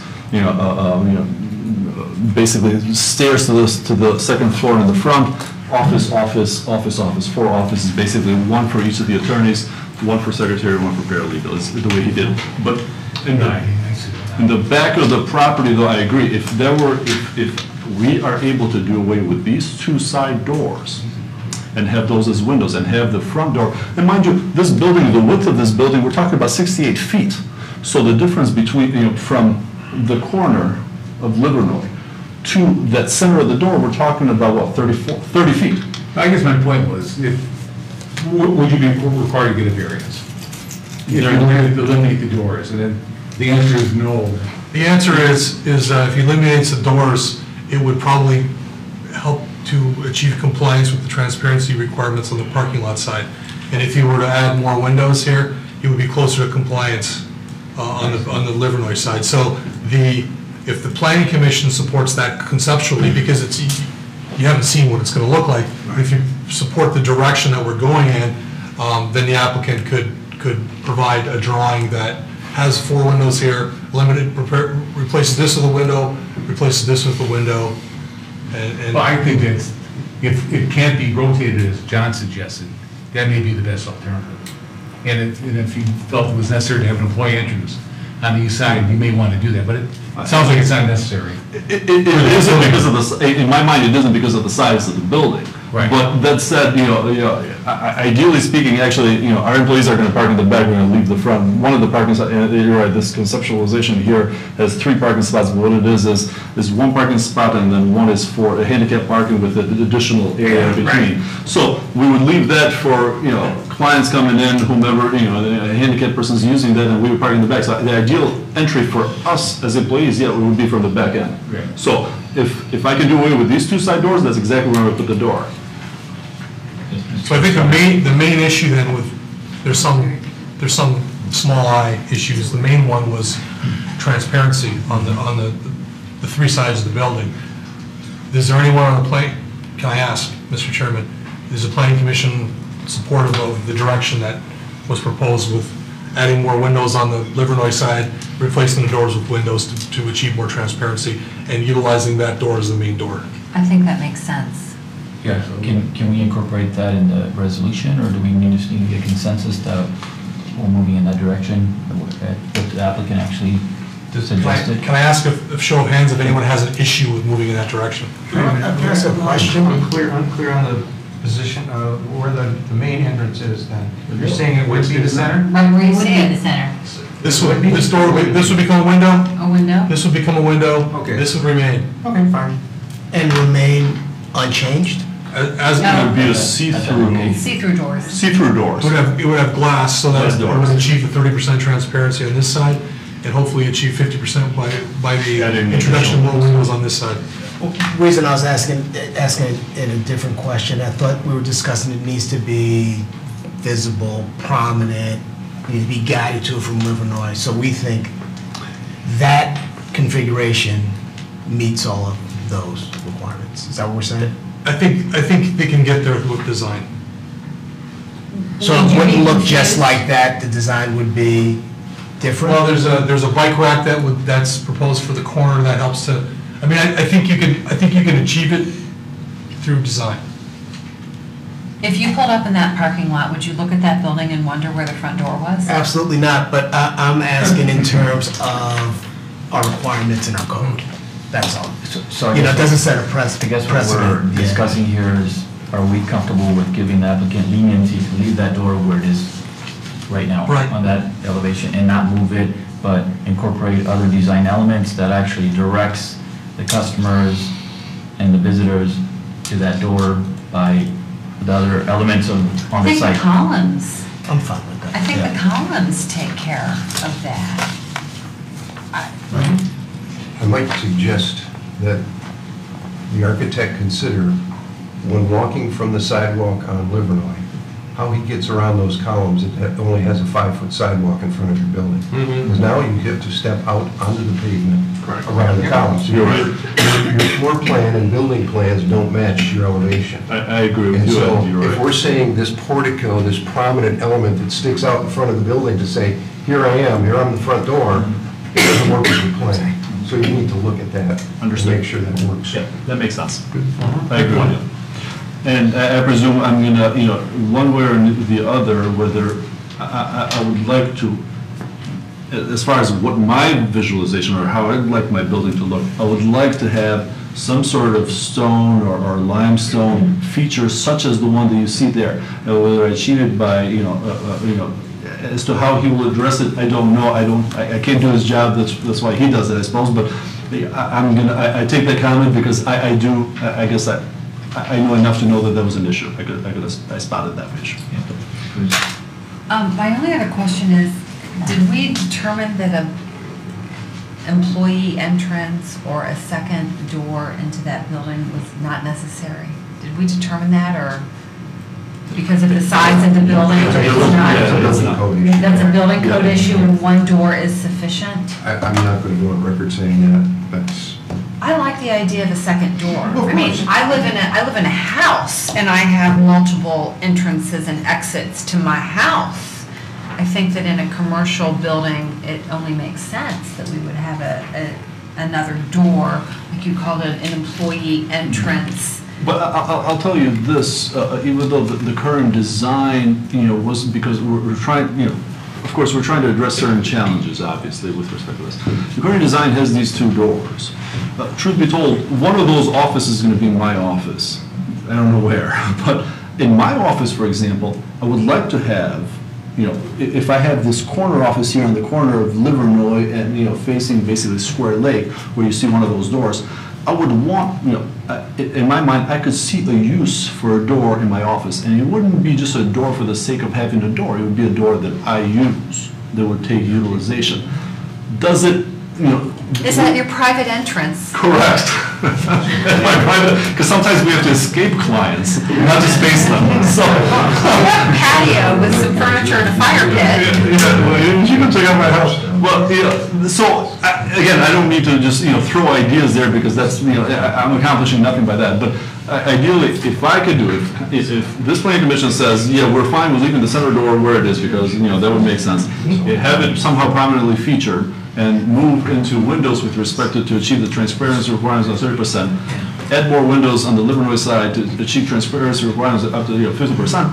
I will put a door. You don't have to make it part of condition. I will do so to the back end in order for us to enter that parking lot in the back end. I just think that if you're going to have a door, it needs to be a public access door for you and your employees, not only one that's in your private office that only you can use. I'm mindful of that, and I agree with you, and I would do it just because it makes sense on the back end, and I agree with the gentleman, that it just makes sense in the back end by the parking lot, and you have one for the, I'm repeating myself, and you all seem, you understand this better than I do. So you're in on the extra door. I am. So I think we can all agree that there are items that wants to improve, wants to modify, wants to change to meet requirements of transparency. So, maybe if somebody wants to move a resolution, Mr. Trent. Resolved that preliminary site plan approval pursuant to Article 8 of the zoning ordinance as requested for the proposed office building located on the east side of Livernois, south of Square Lake, 5956 Livernois, Section 21, within the NN neighborhood node Q district, be postponed so that the developer, the owner, has time to make some changes to provide us with the screen wall detail, a letter from the trash collector indicating ability to pick up at the rear of the building, provide a photometric plan, and amend the elevations to meet transparency requirements. Thank you very much for your time, folks. Thank you. We got to vote. Moved by Mr. Trent. Second. Seconded by Ms. Cooper. Roll call, Ms. Hernicke, please. Mr. Faison? Yes. Mr. Krant? Yes. Ms. Cooper? Yes. Mr. Danzica? Yes. Mr. Tagle? Yes. Mr. Afghanian? Yes. Ms. Cruz? Yes. Item is postponed. Thank you very much. Quick comment though, I just want to let you know, I second what Mr. Tagle said. I would seriously look at moving it 90 degrees, talking to the owner. I think it's better, you're going to be there for 30 years. Indeed. Do it once, do it right. I agree. Okay. Thank you, sir. Moving on to item number 6, preliminary site plan review, file number SPJPLN 2018-009, proposed GFA Square Lake condominiums, north of Square Lake, east of Livernois, section 3, currently zoned NN neighborhood no cube district. Mr. Thank you. This project should be even more familiar to the Planning Commission. This was last considered at a meeting in late May by the Planning Commission, and it was postponed for a number of reasons, which I'll go over in a second. Just to bring everyone up to speed, the applicant tonight is seeking approval for a development on a 1.1 acre site. The site does have some tree cover and is currently vacant. It's outlined in red in this area. It is to the southeast of Livernois and Square Lake, and actually fronts on Square Lake. The site is located behind the John's Market parking lot, the gravel lot, and adjacent to the university compounding pharmacy. Again, we note the site is accessed via a 30-foot stem that fronts on Livernois. Fronts on Square Lake. The site is zoned neighborhood node. The site to the north is single family, to the east is single family, to the south is neighborhood node, and to the west is neighborhood node. The applicant is proposing a 14-unit townhome development. The 14 units are distributed in building clusters of 3 and 4 units. There's 3 units clusters in the back and 4 unit clusters on the front that actually face Square Lake. Again, this is the access of a 30-foot stem off of Square Lake. The height is proposed at 38 feet, 3 stories. It does comply with all the setback, open space, and lot coverage requirements. And we do note that there are 2-car parking in the garages, as well as there are 14 guest parking spaces distributed throughout the site. Planning Commission considered this at the May 22nd meeting. At that meeting, the item was postponed to address issues of the access drive, tree mitigation, the landscape buffer, elevations, and the photometric plan. I'll quickly go over each of those issues. When we last met, there was some discussion between the engineering and the planning department, the applicant, and the Planning Commission about what do we do within that 30-foot step. We only have 30 feet here to work with. Originally, the applicant had submitted a proposal of a 24-foot drive aisle and a 6-foot sidewalk. We took that to engineering. They pushed back and wanted a 28-foot drive aisle with no sidewalk. In discussions with the engineering department, we came to the conclusion that it was in the best interest of the site and the public to actually move it back to what it originally was shown at, which is 24 feet drive aisle with a 6-foot sidewalk along the drive aisle edge. I want to note that the back of curb for this actually backs up to the adjacent property line to that next door neighbor. In addition, the back of the curb here backs up to the 6-foot wide sidewalk along that stem. In regards to tree mitigation, the applicant has identified 22 trees that are protected. Of that, they are removing all 22 trees, and it requires 41 inches of tree replacement. If the Planning Commission remembers the last review, the applicant was not able to put in the tree mitigation they did not show the tree mitigation on site. What they've come back and done is added additional tree mitigation. It's located in the front of the site to provide a nice buffer from Square Lake, and they have met all the tree mitigation requirements as well as the required landscaping for the site. In regards to landscape buffer, the applicant has proposed a landscape buffer that complies with the requirements on the northern end. They are proposing a large evergreen, 1 for every 10 feet along the northern edge. Again, this is adjacent to single-family residential. Along this portion of the eastern edge, they are proposing a small evergreen every 3 feet. That complies with ordinance requirements. The issue for discussion for the Planning Commission is simply due to the width of that stem, the 30 feet with the 24-foot drive aisle, the 6-foot wide sidewalk. They're not able to put any buffering or screening along the drive aisle to this property owner. They are seeking relief or a waiver from the Planning Commission to not have to have any separation or buffering on that location. The Planning Commission at the last meeting had asked for elevations. The applicant has provided a colored rendering as well as elevations, and a material board was submitted at the last meeting, and I believe the applicant has brought the material board again tonight for review. The applicant did submit a photometric plan and a building fixture. We do note this is a building fixture. It'll be located on the fronts and rears of the buildings. We do know that that does not meet ordinance requirement because it's not fully shielded. So the applicant will have to replace that fixture. In addition, the photometric plan exceeds the maximum foot candle of 10 foot candles at one location. They show 12 in a few locations, so they will have to reduce the photometric levels on the site. So in summary, the Planning Commission is asked to consider the landscape buffer deviation as requested by the applicant. If the Planning Commission grants that deviation, we do request that the site plan be approved with the condition that the applicant resubmit a photometric plan and lighting fixtures. Thank you. Thank you, Mr. Carlisle. Any questions for Mr. Carlisle? Mr. Krent. Just one, we talked at our last meeting about that wall that divides along the driveway, that one right there, correct, without the trees. Now, is that 6 foot all the way to the driveway apron or the property line? There's no wall proposed. It's been removed because there's not enough space. Okay, fine. The wall's eliminated? The wall's eliminated. The applicant is showing, so where my hastily done yellow circle eclipse, I guess, is there's no buffering in that location. North of that, behind the buildings, they're actually showing landscaping buffering, but because of the proximity of that drive, there was no room to put in any sort of screen, including a wall or fence. So it's just open space, there's no wall, no buffering? There's a curb and then next grass. property owner, yep. Okay, thanks. Mr. Faison. That was my question. I was going to ask if there's any buffering at all. So no curb and it's a single family home. Single family home. Long lot looks like. So it's a large lot. A deep lot, I should say. Yeah, it's a very deep lot. There's a few scattering of trees in this location. In conversations with the applicant, we did say, well, have you talked to the owner about putting landscaping or buffering on his property? There is, I believe, a 15-foot easement of some sort located along the property line where the applicant cannot plant landscaping within that 15-foot easement. The applicant can explain more about that easement, but we did discuss that with them. Thank you. Any other questions for Mr. Carlisle? Just one quick one. I noticed there's a tree right on the corner of the existing homeowner next to where the driveway apron is coming out. No, at the very bottom next to Square Lake, that one. Is that going to obstruct traffic coming out of that new development? In other words, they can't see through that tree before they make a left-hand turn or even a right-hand turn? I don't know, honestly, Mr. Kren. I never looked at that. That tree looks like it's in the right-of-way.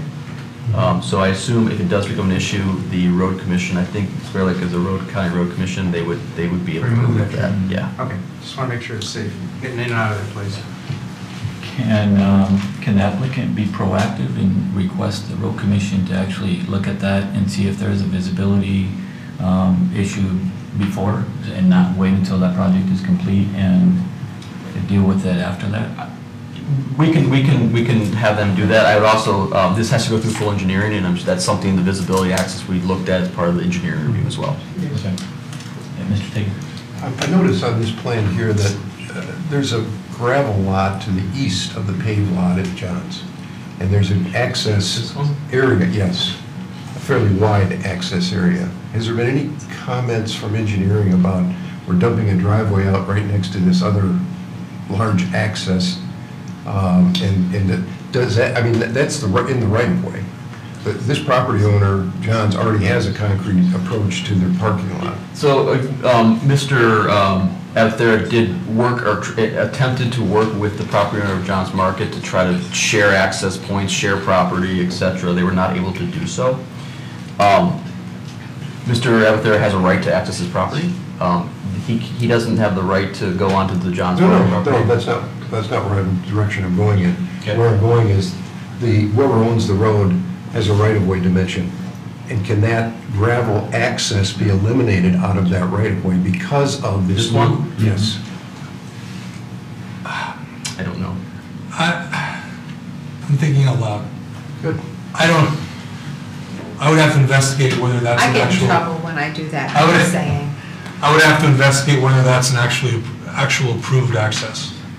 But whether it's approved or not, it's used. Right. And I guess it's more, I'm thinking from a safety standpoint. I think the quick answer is yes. Okay. Okay. Can engineering look into that and see? Because just to piggyback on what Mr. Tagle said, those access points are very close. And geometrically, there's a good chance that they don't even work geometrically. So the radius, you can't put a standard radius for a standard access to that gravel. And if it's not an approved gravel, if it's not an approved access point, and that's a right-of-way, that's all right-of-way there, I think the road commission has jurisdiction over that to actually even have jurisdiction to close that off if the only approved access point is what's paved. And I'll look into it. It's more of a, like Mr. Tagle said, it's a safety issue. You have vehicles exiting there going west, and you can have a vehicle exiting the gravel going east, and you have a conflict point because of the proximity. And now we're introducing a sidewalk where there'll be pedestrians walking in the middle of those two. I'll talk to engineering about it. Good point.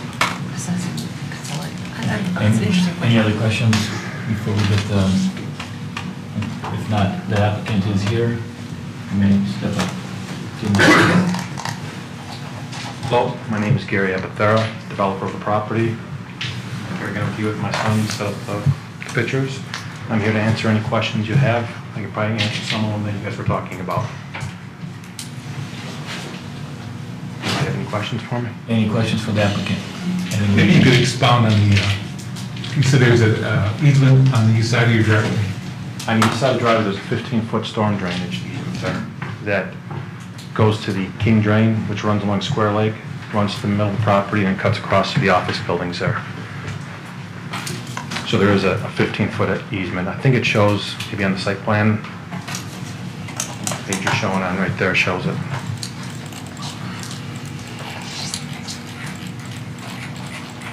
I don't know what page you're on there. Whose easement is that? It is a drainage easement. The drainage. Phil, can't they plant shrubbery in there? Absolutely. They can't build a permanent structure. Right, exactly. But they could plant shrubbery. Something that's not deep rooted or. Right. Yeah. But the easement's not on my property. I understand that. Okay. And to answer the other question about the tree is an obstruction once the driveway goes in, which I'm sure. I think you should fire your assistant immediately. He would like that probably. The tree is on the right-of-way property. I'm not going to cut the tree down right now because it would be a problem, developer cutting down a tree in someone else's front of their house. But if the city, on the city property, needs it cut down, trimmed, I'd be more than happy to do it to make it a non-safety issue, which I think your code enforcement would make the branches go up X amount of feet so that there is a sight line that would be in there. Square Lake is not a county road, it's a city road. So the county has no jurisdiction on it, it'd be strictly city. Talking about the screen wall is, if you remember my plan last time was a 24-foot road and it was a 5-foot sidewalk with a 1-foot space to put a wall in there. I wanted 5 foot, engineering wanted 7, they compromised on 6, which then eliminated the wall in there.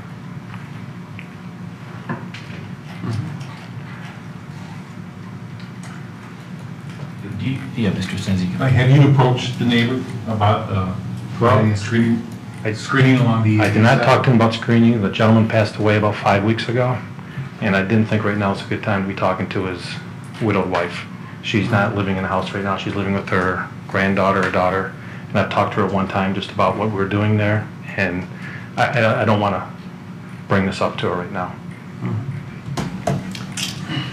Is there a need for any kind of agreement with adjacent neighbor for restoration to that back curb? I mean, do you feel like you can actually get that in there? We can do. We will be working in that right away for the storm drain because we have to increase the pipe size. At which point, the restoration would be there. But not within the property. Within the 15 foot. Yes. Okay, the right away. But what about the restoration? You got backup curb running all the way up to... Along her property, when that drain is torn out all the way to the back there, then that's where the restoration will come in there, and then the grading will be a positive drainage in there. Did you approach the property owner to the west to inquire about purchasing either all of that gravel parking lot or a portion of it? Talked to John's Market a few times and just not interested. I tried to put a central entrance that we could both use, build units right up to the road there, offered him a unit, and he just wants nothing to do with it. He just wants to leave it the way it is. He needs it for his truck to pull in that gravel parking lot, turn around and overflow parking, he said. So, and I've tried numerous times to sit with them and try to work something out to give it a much nicer appeal to the front. If I could be 10 feet off the lot line, the front doors of my house is there, it would look really, really nice, but I can't do it. Any other questions for the applicant on the modifications that were made? I think we've heard all the details the last time at the last meeting when we discussed everything else in detail. Yeah, Mr. Senzi. The question is, you say you're going to have to replace enlarge the pipe along the east property line? In the water, in the drain commissioner's easement? It's not the drain commission, it's a... Water resources office. Yes, it's a storm drain that catches the office buildings, runs through the property, then out to the King drain. Right now it's a 12-inch pipe, and my engineer says we need to make it a 15-inch pipe to carry the extra water load to it. Huh. That's what they're telling me, and I'm not an engineer, so I'm just listening to what he says. I don't know if you could answer this, but what will one of those units, would you expect one of those units to go for? Between 280 and 300,000. Any other question for the applicant, or we want to bring it back to the table for a resolution at this point? I think we've discussed it. Are we good? Anyone want to move the resolution? I have a question. Yes, Mr. Senzi. I apologize, I did miss the meeting, last meeting, and as far as the density goes, is it prescribed in the neighborhood know what the density can be, or how is it, how do we come up with, 14 units and a 1.1 acre site? To me, it's very dense, and I'm just curious. There's not a prescription per se, so there's not a density max or density calculation. So the way that he had arrived at 14 was he introduced the driveway, the parking, the units, the open space, the tree protection, the buffer, et cetera, and that's how he laid the property out. It's funny, I worked on a mobile home park development many years ago on it. We had 4 units per acre, and they called it a slum at that time. And here we have 14 units an acre. And I'm sure they're beautiful buildings, don't get me wrong, but I'm just surprised on the densities that are allowed in the neighborhood nodes. Just for reference, Mr. Zanzika, in the multifamily district, there is a prescription of what the density can be, and the maximum is up to 24 units per acre. Wow. So that's for multifamily. Wow. Just a question. Yeah, sorry, just in the urban residential, which is a higher density, it's up to 35 units per acre. Wow. So. Yeah, Mr. Faison. There was the comment earlier about the access points and the multiple access points. Are we ready for a resolution before understanding that issue? I think we are, because that's in the right of way. That's kind of outside the scope of what we're voting on tonight. I mean, that's not on the property of the applicant. So. I'm going to approach engineering about that issue. Yeah, so any kind of resolution that comes about with the approaches, I think it's independent of the project before us tonight.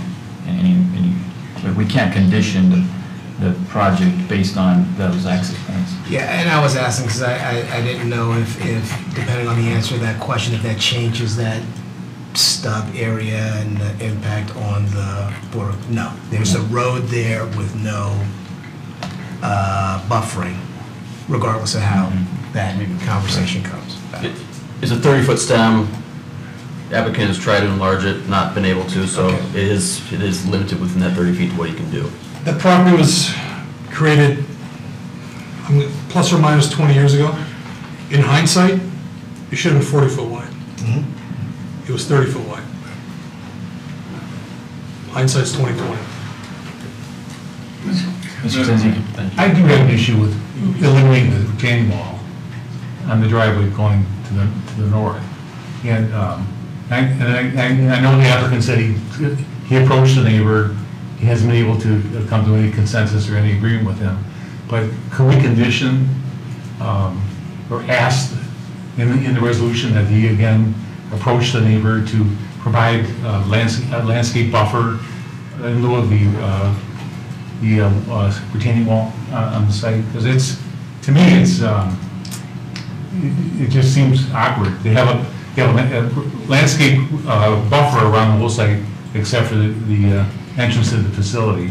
And I think if you were to approach the neighbor appropriately, it would be an asset to the neighbor and to the development. So I don't know if it would be appropriate to condition the approval that he discusses again with the neighbor and seek their approval to provide a landscape buffer within the drainage easement. Can we ask the applicant who's here whether he'd be willing to entertain a reasonable solution for landscaping on that property with the neighbor? Sure. I mean, can we, I guess, can we condition the resolution by requesting the applicant to approach the neighbor, but not necessarily by conditioning it by requiring, because this is a matter of somebody else's property, right? So I guess we can condition the resolution by asking the applicant to, yeah, go ahead. I would be more than happy to approach her and ask her if I could put bushes, shrubs on her property. My one question is, how far from the property line do you want me to stay back? Because at our last meeting, we talked about bringing it all the way to the right-of-way line. When I talked to her, I want to tell her we're not going to come, I need some direction as to where I want to tell her we'd like to put some. Obviously, I know where it is to the north, but how far south? Are you thinking 50 feet from the right-of-way line back so that it's not coming all the way up Square Lake and blocking sidewalk traffic? There's a clear vision requirement of the triangle 25 to 50 feet. Yeah, I guess if it has to be drawn out to actually get that triangle, whatever the triangle requirement is. I mean, if it's 25 feet, 30, 40, whatever that is, just to get that. Maybe you guys want to give me a distance, something like 40 feet back, and I can tell the neighbor that. Approximately 25 feet from the right of way. Okay. I will be more than happy to talk to her until I can put the same type of buffer we have going in there and put it on her property. Is that all you need from me? So then, we can, Mr. Sanzica, I would feel more comfortable with that. I mean, the condition on the resolution is for the applicant to agree to approach the neighbor for discussion. Okay, we can add that to the resolution. Okay. Anybody want to move? Mr. French? Okay. Resolved that preliminary site plan approval pursuant to Article 8 of the zoning ordinance as requested for the proposed GFA Square Lake condominiums located north of Square Lake and east of Livernois in Section 3, currently zoned NN Neighborhood Node 2 District, be granted subject to the applicant agreeing to talk with the neighbor to his east about continuing the landscape buffer, but not getting into the 25-foot area that is north of the property line. Is that the property line we're talking about? Right-of-way line. The right-of-way line? Okay. In lieu of the retaining wall. Well, there's not going to be a retaining wall there. Well, I believe you have to put that in the resolution. No, because I they got didn't propose a retaining wall. Okay, I'm sorry. That's okay. Okay. Moved by Mr. Trent. Can I get a second? Did you include the photometric plan? Oh, sorry, you're right. And resubmit photometric plan to reduce lighting level and provide new lighting fixture that meets ordinance screening requirements. Thank you. Okay. Moved by Mr. Trent, supported by Mr. Sanzica. Roll call, Ms. Reinke, please. Mr. Kretz? Yes. Ms. Krupa? Yes. Mr. Sanzica? Yes. Mr. Chagle? Yes. Mr. Abhidian? Yes. Ms. Cruz? Yes. Mr. Faison? Yes. Motion passes. Thank you. Have a good evening. Item number 7, final report application to delist the historic property 838 West Wells. Forgot about this one. So you recall that we get applications somewhat infrequent to delist property. We have a Chapter 13 of the Code of Ordinances, is Historic Preservation Ordinance, and there are a number of property. We don't have a traditional historic district per se. For example, in a historic downtown where you've got a contiguous number of buildings that form a district that has a character and you know where you're in a place and you know where you are. Our historic district assets are scattered throughout the city. And to give you a little bit of history, there was the Historic Preservation Ordinance was established in 1987, and it was spearheaded by an individual who was very, very good at compiling properties that she felt should be preserved. And to a fault, I believe, because I think my personal opinion is that there are a number of properties that are listed as historic assets that don't necessarily meet the test of a significant historic asset. In the opinion of the Historic District Study Committee, 839 West Wobbles is one of those, where it is a historic building for sure, but it likely should not have been listed in the first place. It's located on the south side of Waddles, just east of Crooks. The property has a home on it, it's zoned single-family residential. There's an existing home that has been significantly modified. It's been relocated from its initial location across the street. It's been significantly renovated over the years, even prior to this, the previous owner owning it. It's in a poor state of repair. It's got cinder block basement. It no longer has the original basement, and there's significant process in delisting a home. The first is you've got to actually form the Historic District Study Committee, so you have to get council to appoint members. You have to find members who are willing to serve and go through that process. You have a preliminary meeting with the Historic District Study Committee. You send the recommendation and all the information to the state. They have 60 days to review it and make a determination and get back to you. In this case, they took way longer than 60 days, so we're waiting for that. You come back, you have another meeting, and then as a formality, you must bring it before the Planning Commission for a recommendation. So the Historic District Study Committee recommended delisting, and I am before you today representing the committee, asking for you to support the recommendation of delisting this resource. Thank you, Mr. Savanat. Any questions for Mr. Savanat at this point? That house is vacant? Yes, for a decade. I say it looks like it's been. Maybe more. And what triggered the request? I believe the owner of the property wishes to demolish the house and do something else on the property. And I warned him when he first talked about it with me that he was looking at 6 to 8 months, because this is a process that's very painful. I do my best to expedite it, but there's a lot of process, and here we are tonight. Any questions for Mr. Savanat? I mean, we got a resolution. Is it applicant or representative applicant in the audience? I don't see them. The applicant's not here. So, yes, Ms. Cruz. When you go back to that aerial view,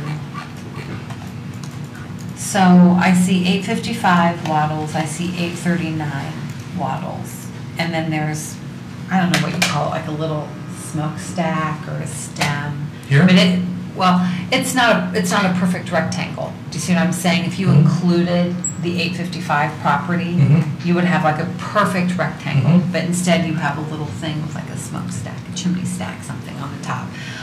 This 850, this is this Bear Lane, right? Bear Lane Avenue. I guess I'm looking at it, I'm thinking it's sort of an odd-shaped property. I drove past it. I know exactly what property it is. I have a couple concerns. One of them is from the letter of the Michigan State Housing Development Authority, where they list 3 bullets that were not met by the applicant, you know, under the law that is addressing this, and that's sort of a concern. I kind of feel like just because it's an ugly house, and just because no one has lived in it, and just because it's on a major thoroughfare or major road, it doesn't mean that you get to ignore the processes by which you would come to this commission and ask for the delisting. But my other concern is, because of the odd shape of the property, the person who owns it and obviously would like to do something different, we don't know what that different is, and what is the impact of that different to the surrounding properties once you delist it. So I kind of feel like not only do we not have a vision, we don't have the prongs, right, that the Michigan State Housing Development Authority has laid out. They don't seem to be met. And yet, you know, arguably we do have a piece of property that is maybe less than desirable, depending on how you want to define that. I just think there's a lot here that very up in the air. It's not maybe as clear cut as you sort of think that it is. Well, I will say that the Michigan State Housing Development Authority is going to oppose any delisting of any property in the state of Michigan. That's what they do. In this instance, I personally agree with the Historic District Study Committee. I don't believe it should have been listed in the first place. The state disagrees with that contention. Okay. But I'm trying to summarize. I tried to summarize at almost 9 o'clock at night. 2 meetings. Two meetings and a lot of process. So it's certainly within your purview to do what you wish with this item. Mr. Faison.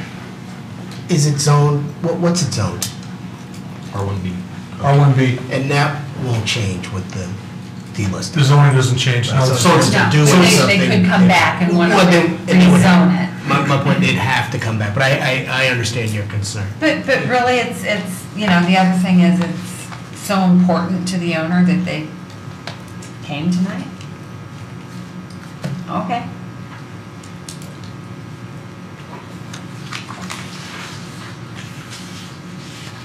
Or any other adjacent properties listed as historic? Adjacent. Adjacent to the one before. I don't believe there's one within a mile. Okay. No, that's not, well, yeah, there was, I don't believe there's one within a mile. Not unless you consider the Barnard House, which is on the other side of the museum. So the museum's the closest. Right, so when originally this 839 home was built, where the R1B is on that side, right? Yeah, That's it what I was understand. originally So- across So the that street. was the original location, it got moved? They moved it, South of they Boston. moved it almost 100 years ago. They took the floor beams out. Okay. They did significant change to the home. So it sounds like just that move it alone created significant modifications to original historic structure as Correct. it was designed and built. Okay. So But one it of was listed as on the historic registry after it was moved. It was. After it was moved? Which supports the contention of the committee that it should not have been listed in the first place because its value as a historical resource had been eliminated a long time ago, prior to being listed. Any other comments, questions? Mr. Sullivan, Yes. Mr. Chairman, Mr. Sullivan, was the applicant invited to be here today? Because I tend to agree with Ms. Cruz. Is the applicant not required to be here?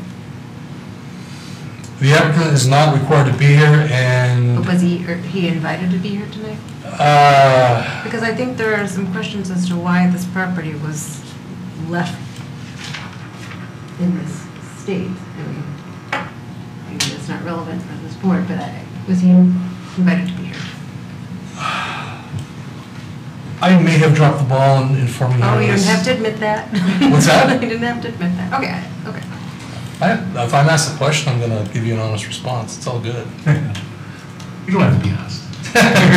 Yeah, you do. It's kind of my job. It's your waiver. It's fine.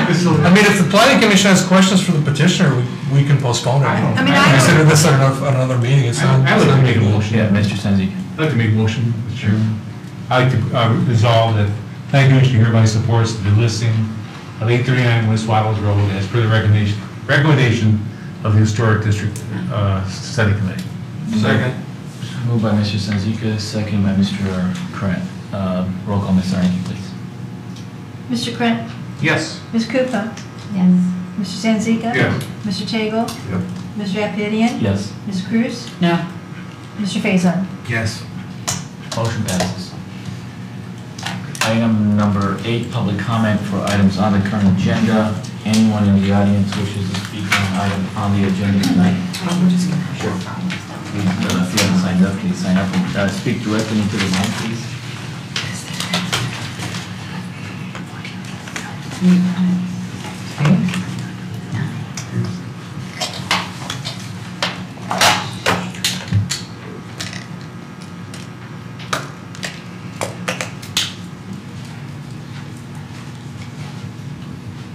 My name's, can you hear me? It does amplify. Okay. My name is Eva Slam Messer. I live at 568 Ottawa Drive. I've been a resident of Troy for 55 years. I wonder, I assume that you, in your position, that you have actually been to the site of the Square Lake proposal. I went there maybe 5 or 6 weeks ago when there were houses still back in there and you could get back in there. It's terribly claustrophobic. But I thought today I would go back there one more time to give it a, maybe I was seeing too much the day I was there. So I went back today and the roadway is completely blocked. It's all torn up because this proposal is going through. My problem with the whole thing is, and I am ignorant of the process and I'm trying to bring myself up to speed on it. It seems to me that the people in the surrounding area don't have any idea what's happening right next to them until it's almost an accomplished fact. I had hoped that, oh, you're back, I thought you left. I wanted to appeal to the developer to look at that property. Well, it's kind of a hopeless situation, I think, at this point. But to look at that property and somehow this gentleman's comments about the density of that, I can't believe that up to 35 units could actually go in that property, according to was it Mr. Sevedant that said that, or the consultant. It's not so. Well, I mean, that small an area, it just boggles my mind to think that they could have 28 potential cars back there at one time, plus 14 visitors, maybe at Christmas or Thanksgiving. Children going up and down that narrow walkway there, I wouldn't want my children on that walkway at all. But, you know, hustling, shaking each other and cars going in and out. And I was hoping to appeal to the developer to lower the density of that property substantially, lower the height of the buildings so it would be better suited to the area. And I'd like to know specifically when people are notified that this is going to happen right next to them. At what point? Because it seems to me it's all taken care of. And the gentleman's question about the property on Ottawa Street, it looks so nice now, I think they're going to tear it down. This, I mean, that's what, you know, so that's why they're cutting things away from it. So I would just, like I say, I'm trying to educate myself on the whole thing, but it just boggles my mind that we're squeezing that kind of, I mean, this isn't Manhattan. Squeezing that amount of people and cars, school children right on Square. The children that live across from my house on Ottawa can stand on their property back from the street and await the bus. These children are practically in the pathway of Square Lake Road. And if you ever traverse that, you know it's busy all the time, not just at special hours of the day. So, for what it's worth, but I would like to know, if I could, at what point people are notified what's happening around them so that they could come to you before all the plans have been made, all the site plans have been created, because it's too late then. It's too late. Thank you. Thank you.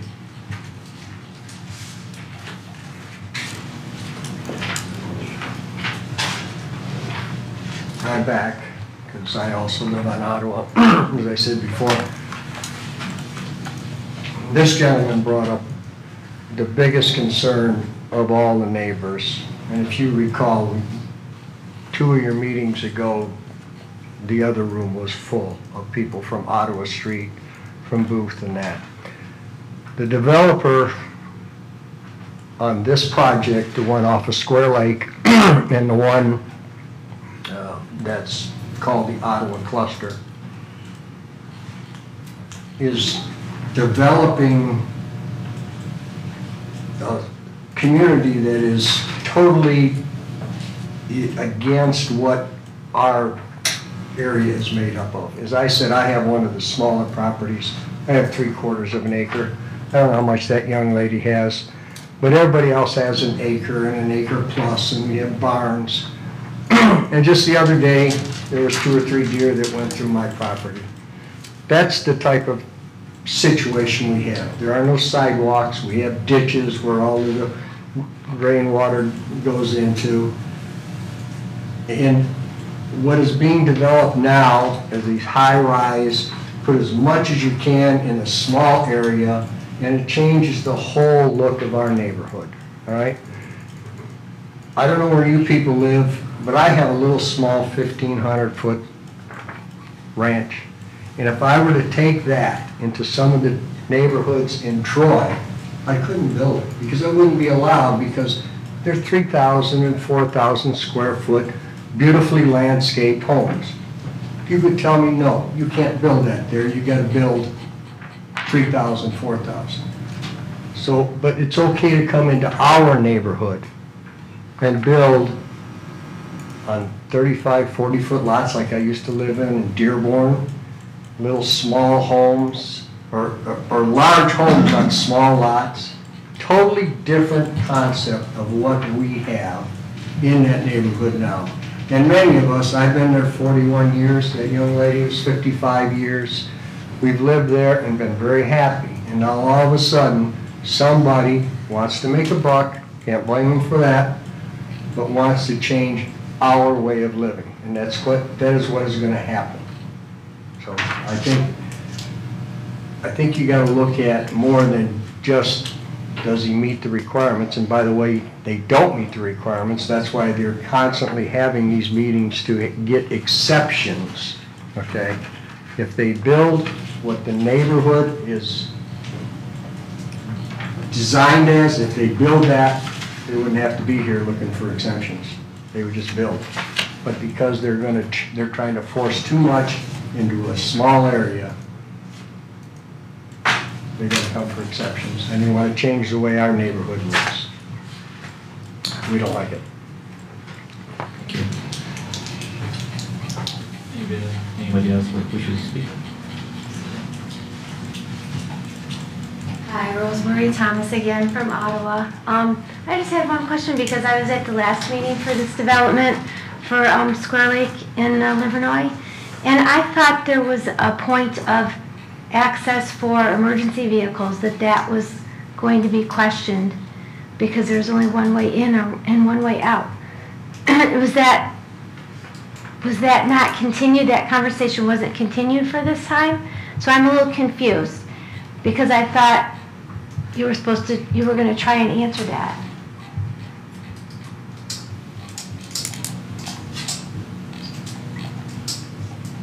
So you can't answer my question, is that what you're saying? I haven't been asked to comment. Oh. You comment on this? Mr. Sullivan, go ahead. So the fire department has reviewed and approved the layout of this development. Okay, because I hadn't heard that. You didn't bring that up. There's always been one point of access for this. There was never 2 points of access. Okay, so, because it was brought up at the last meeting about emergency vehicles coming in and out, so the fire department, police, they... Fire department had reviewed and approved it for the first meeting too. Oh, they did? Yes. Okay, so I missed that. Okay, that's what I was curious about, is if they had approved just one point of access. Now, is that the case all throughout the city of Troy, then, for any kind of development coming in, that you only need one access? It's a case-by-case basis. Every application is reviewed internally by the engineering department and the fire department to determine the appropriate access for emergencies. Okay, so it's a case-by-case basis? Case-by-case. And so they decided that just one access is fine to come in there and out of there on this? Based on how many units, the type case. of use, et cetera. Okay, all right, thank you. Thank you.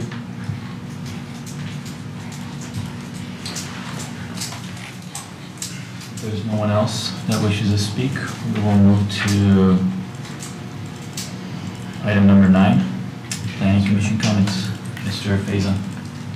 No comments from me today. Mr. Tagle.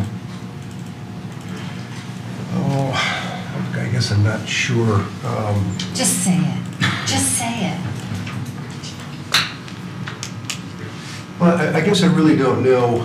You know, we've had this discussion before about we're governed by the ordinance. We don't have carte blanche decision-making power, or as someone who, in my opinion, cowardly wrote about a pay-to-play deal with the developers or the builders. I do think that we try to be open and listen to the neighbors when they come out and share their concerns. Some of them, I think, are valid, and I think some of them are just, people don't like change. So, you know, I guess always willing to listen, to try to make this community a better community. But again, we just can't say yes or no without some foundation to stand on, based on the ordinance that we use. See, you should talk more. That's why we have Karen. I don't know about that, but you should talk more. Ms. Cooper. I actually want to follow up on that. I agree, we don't have any pay to play with anyone. And I feel we're a volunteer board, as Mr. Apahadian mentioned at the beginning. But I do want to ask two things. One is, somehow someone at the last planning commission meeting, which you both missed, said we don't want temporary housing for temporary people. And it really hurts, because a $300,000 house is not a temporary home. My house actually costs less than that. I also lived in a 1,500 square foot ranch. And so I just kind of wonder what we're saying when we build homes that, and I sent an article out to all of you, that millennials do want to. When I first came on the planning commission three plus years ago, Mr. Hudson said, he's not absent, he's not here, but he said that the millennials want to move back to Troy to the same kind of homes that we all live in. And I looked at him and I said, not any millennials I know. But the latest report says they do want to move, they just want to move into affordable, more trendy housing. And so, and I sent that to you, and so I think that we have to remember that millennials are saddled with a lot of college debt, and they may not be able to buy a 3,000, 4,000 square foot home. And some of us who don't live in 1,500 square foot ranches, who want to downsize, might want a smaller condo. And so to have those kind of housing options, those are the current trends, if I'm not mistaken, from all these magazines that we get every time we come that I look at. It seems like we're going in the right direction in terms of what it says that we need to do for these major demographic trends. But how do we, and it looks like our master plan addresses that, but how does the community come to know about these? What is our way of sharing this information, not just amongst us, but amongst the larger community? And that's kind of what's stuck in my mind. And then the last thing I'd like to say is, just as we had the hotel analysis, is it possible for someone, because I was worried about the IHOP becoming a high hob, and what is that going to do to the The beer parking? for breakfast? That's what is it International The House of burgers, no, burgers. And their parking analysis was based on bacon. And their parking analysis was done based on the fact that they were going to have breakfast clientele. Right.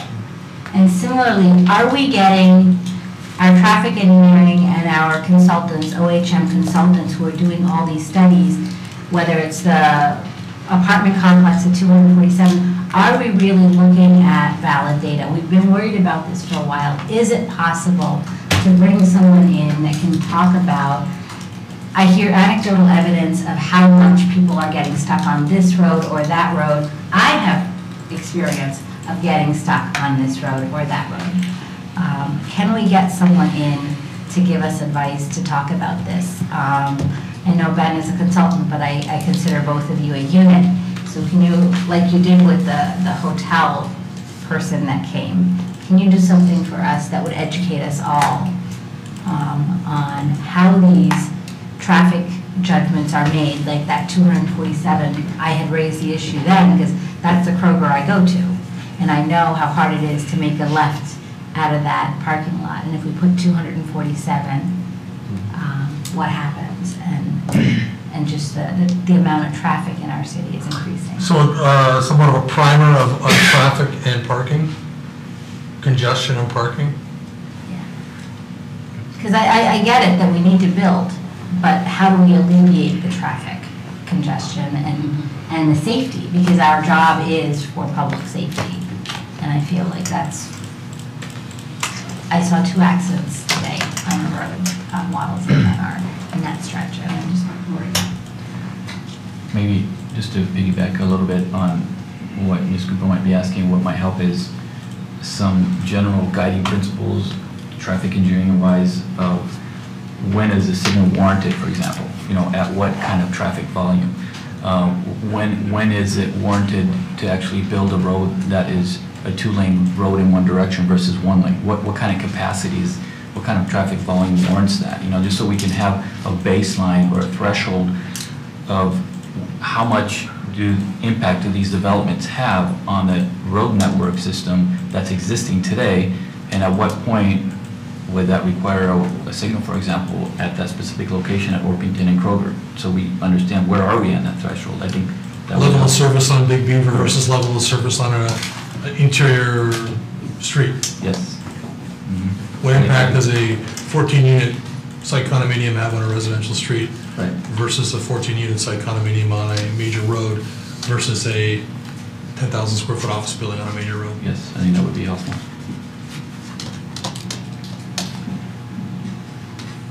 I'm done, sorry, thank you. Mr. Pratt?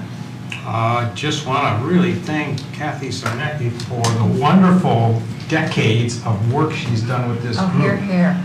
She's incredible competence. I'm just so pleased that she's been here, and I'm going to miss her. She'll be here. She'll be here for a while. Oh, yeah. She'll be a contractor. Oh, okay. Well, then, welcome back. Never mind.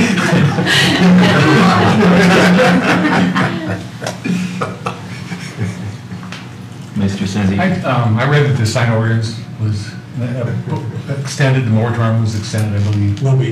Will be extended. And could you, I know it has been amended in 30 years, and we've talked about this many, many times. But is it still, will it be coming to the planning commission, the new sign ordinance or the requirements for signs on site plans or not? I guess that's I don't know. The answer that should be, the answer is I don't know. So where we are, I can give you an update on where we are in the process and give you some background behind it. So you're aware of the 5 recent signs on, some people refer to them as billboards. We don't have an actual definition of the sign ordinance of a billboard, but they're pole-mounted signs. They're 30 feet tall, 200 square foot. Most of them have messages on both sides. They're EMCs, electronic message centers. They're electronic. The messages, they're lit by LED, and the messages change every 60 seconds. There's been numerous people that have complained to City Council that they are, besides being an eyesore, they're a safety hazard. So what we've done is we've utilized the services of our in-house consultants, HRC and Carlisle Wortman, who are experts in lighting and intensity and sign ordinances respectively. And we're going to be preparing a report for City Council, making a presentation after we determine if these are in fact safety issues. We're going to talk about light intensity and other issues. Based on that, City Council may, and I don't know this, but they may instruct staff to work on amendments to the sign ordinance. Whether we'll be instructed by council to work on amendments just to that type of sign, or the entire ordinance, I don't know. Or they're going to charge the planning commission with that responsibility, or another body or staff, I don't know. So it's up in the air right now. Our next task is to finalize that report and make that report, present that report to city council. So I'll know more in the future. Could you share that report with the planning commission? Absolutely. Thank you. I know in other communities it does go to the planning commission. You say things, and I would, that would give it an opportunity to be addressed by the public in public hearings. And I don't know how is it handled now? Is it handled just to the building department as far as the approval of signs? Sign applications actually come through code enforcement through the planning department. Okay. So they're reviewed and approved administratively. Yeah. Well, I would recommend we come to the planning commission.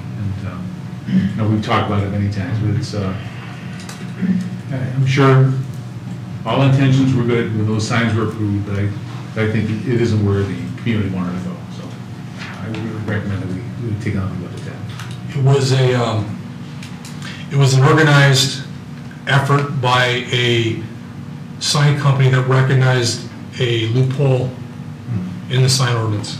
It's a lot of revenue for them, absolutely. It is absolutely a revenue generating monster, for sure. Absolutely. But when you don't review something for 30 years, what are you going to find? But loopholes. Absolutely. Especially if technology changes too. You got to stay ahead of technology. Right. Well, I would love to see the report, what the recommendations are, and when it's going to, if you can notify someone, it's going to go to city council. That definitely is a shortcoming for our community. That's all. Thank you. Yeah. When we do this report, can you also look into the impact of the RTA plan? I know that city council voted. RTA. The Regional Transit Authority. Something related to what is it that they're planning to do? I know they voted on it or discussed it at the last council meeting. Putnam's making work for the planning department here. Ms. Sarnicki? I can talk to administration, see what we have. I think city manager's office may have worked on something. Thank you. Thank you, Mr. Chair. I have never, ever made a comment, and thank you for the report, ever. But I thank you, Mr. Kraft, for your kind words. I'm very happy the administration has worked with me, so I do have a contract agreement to come back and do planning commission meeting. That's great. Okay. I'd also like to share with you that I am now the chair for the Fraser Planning Commission. She's carrying the torch. Yes. Thank you all. Thank you. You're like family to me, so I didn't want to leave. I'll talk. Thank you. The best kind of family, the kind you get to pick. The kind I can leave at the table, right? So when you come back as a contractor to planning commission, will you make comments every time? No. No. Yes, please. Oh, I've been compiling my little list for tonight. First and foremost is the signage. I am, Mr. Sanzica commented on many things that swirl around in my head. I'm just going to be brutally honest, and I could not be more upset, up in arms, beside myself, my head exploding over these LED signs. And I really think that if I took some time and relearned property law, I might be able to find a reason to argue that they're nothing more than just a nuisance. So why a church needs an LED sign that lights up, the entire length of Livernois is beyond me. I don't understand the value in that, let alone these other sort of billboard things that we don't have a definition for because we've not looked at the ordinance for 30 years. I have no words for that, no words that are appropriate to share. in a public You meeting. can email it to us, though. I might be able to email them. I might be able to email them. It's foiable, so it's not. So that's my comment on signs in a G-rated kind of way. My other comment has to do with shared parking. We've seen several site plan applications that ask for shared parking. Most recently, one that had to do with an extended stay hotel facility. Brent, you and I have talked about shared parking sort of being the trend in urban development, and that a lot of dense downtown areas think that shared parking solves a lot of the parking issues. The company that I work for has a location in downtown Grand Rapids, and they share a lot of parking in downtown Grand Rapids, and I hear nothing but negative feedback from people who work in downtown Grand Rapids, that if you wanted to build, or you wanted to be a company and you wanted to move into Grand Rapids, there is no parking. And this idea that you're going to share parking, it's all well and good in theory, but in practicality, when you go to work every day, Monday through Friday from 9 to 5, and you're looking for a structure and you're looking for a spot, it's not available. Now this is just one example, but I think we could probably all come up with an example where we have been pitched an idea that seemed all well and good in theory, but in practicality it didn't work out quite like it was planned.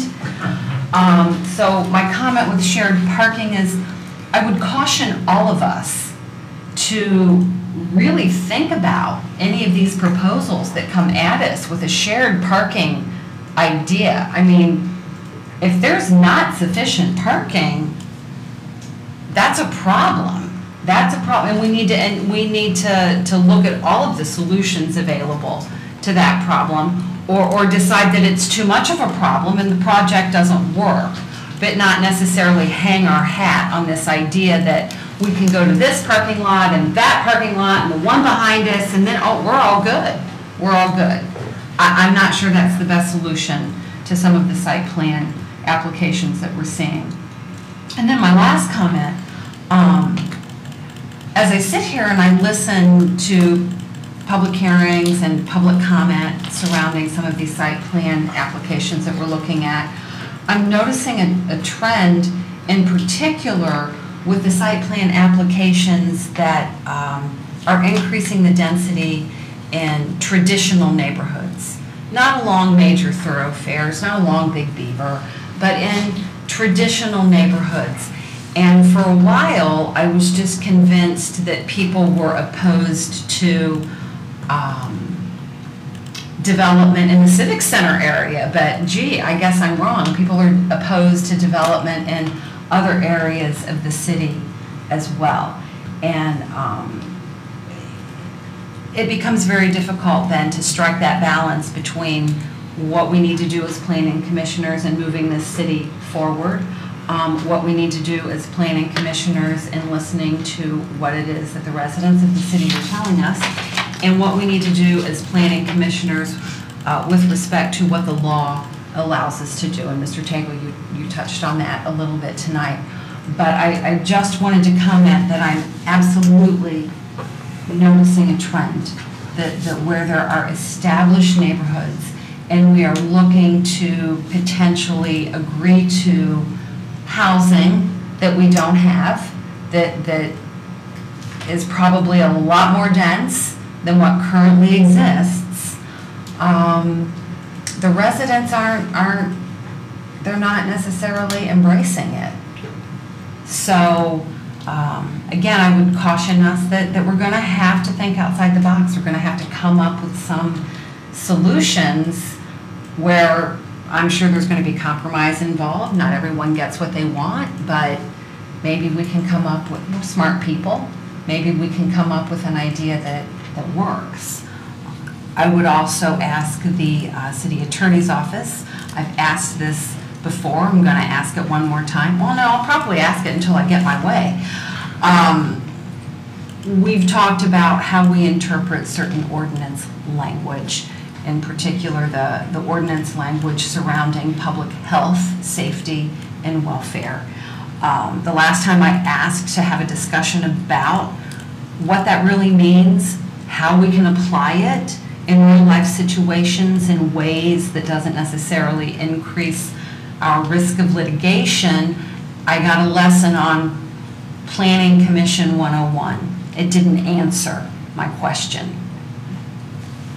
So I'm going to ask again that maybe we can have a substantive conversation around some of these tougher issues, given the fact that the availability of land is clearly limited. It's very popular among developers and is causing contention among the residents. We need to strike a balance, and we can't ignore the problem. It's not going to make it better. It's not going to make it go away. Thank you. Mr. Frank. Yes, so I actually have some things to say. Kathy, I'm going to miss you immensely. I'm going to miss your smiling face. She's I'm coming gonna back. She just said I know, she's but I'm not coming going to see her. I see her every day, Oh, and I get to go okay. down there, and when he's not in his office, I get to complain about him not being in his office, and Kathy listens to me. He's never in his office, right? So I'm going to miss you, and I'm going to miss bumping into you in the parking lot when you get ready to go on your bike ride. Thank you. So I'm glad you're coming back. But she shared with me some interesting news, Mr. Savada, about who's replacing her. Are you going to tell this board or no? You want to steal my thunder? Go No, for I it. don't want to steal your thunder. That's why I'm giving you the opportunity. So we've got a replacement. Her name is Jackie Ferentz. She's presently part-time in the fire department, and she'll be starting Monday. She's equally as awesome. She's a Troy resident. She's very excited. She's got very big shoes to fill, but I'm confident she'll fill them. So on a more serious note, I wanted to give this board an update on Tollbrook. So in the Sixth Circuit Court of Appeals, we are required to undergo a mediation process. Julie, Tollbrook is the conditional rezoning application on McClure, Yeah, just sorry. north of Big Beaver, that Planning Commission saw, made a recommendation, went to council, was denied. I presume that you would. Yes. So we are in the Sixth Circuit Court of Appeals. The Sixth Circuit Court of Appeals has a requirement that mediation between the parties takes place.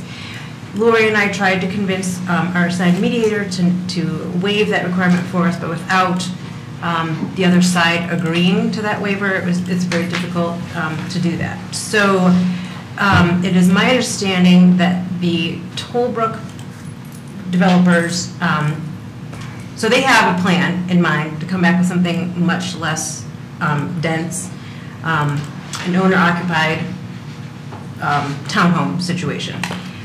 We told them that this will have to go through the traditional vetting process here at the city, but before we even started that process, we wanted them to take it to the neighbors. They were supposed to have sent out notice to the neighbors regarding a meeting. I don't know how well that was attended. I have not seen the plans. I didn't want to see the plans, until they're officially submitted. So I don't know, Mr. Krant, did you attend that? I attended it. I don't know how, I didn't receive notice directly from the... You did not? Okay, that's Did not interesting. receive it from the developer. Okay. Because that's one. I heard through the neighbors that they were having a meeting, so I attended. Okay. And the overall, the lawyer representing the developer gave a presentation, and the audience voiced their opinions, which was a resounding, no way.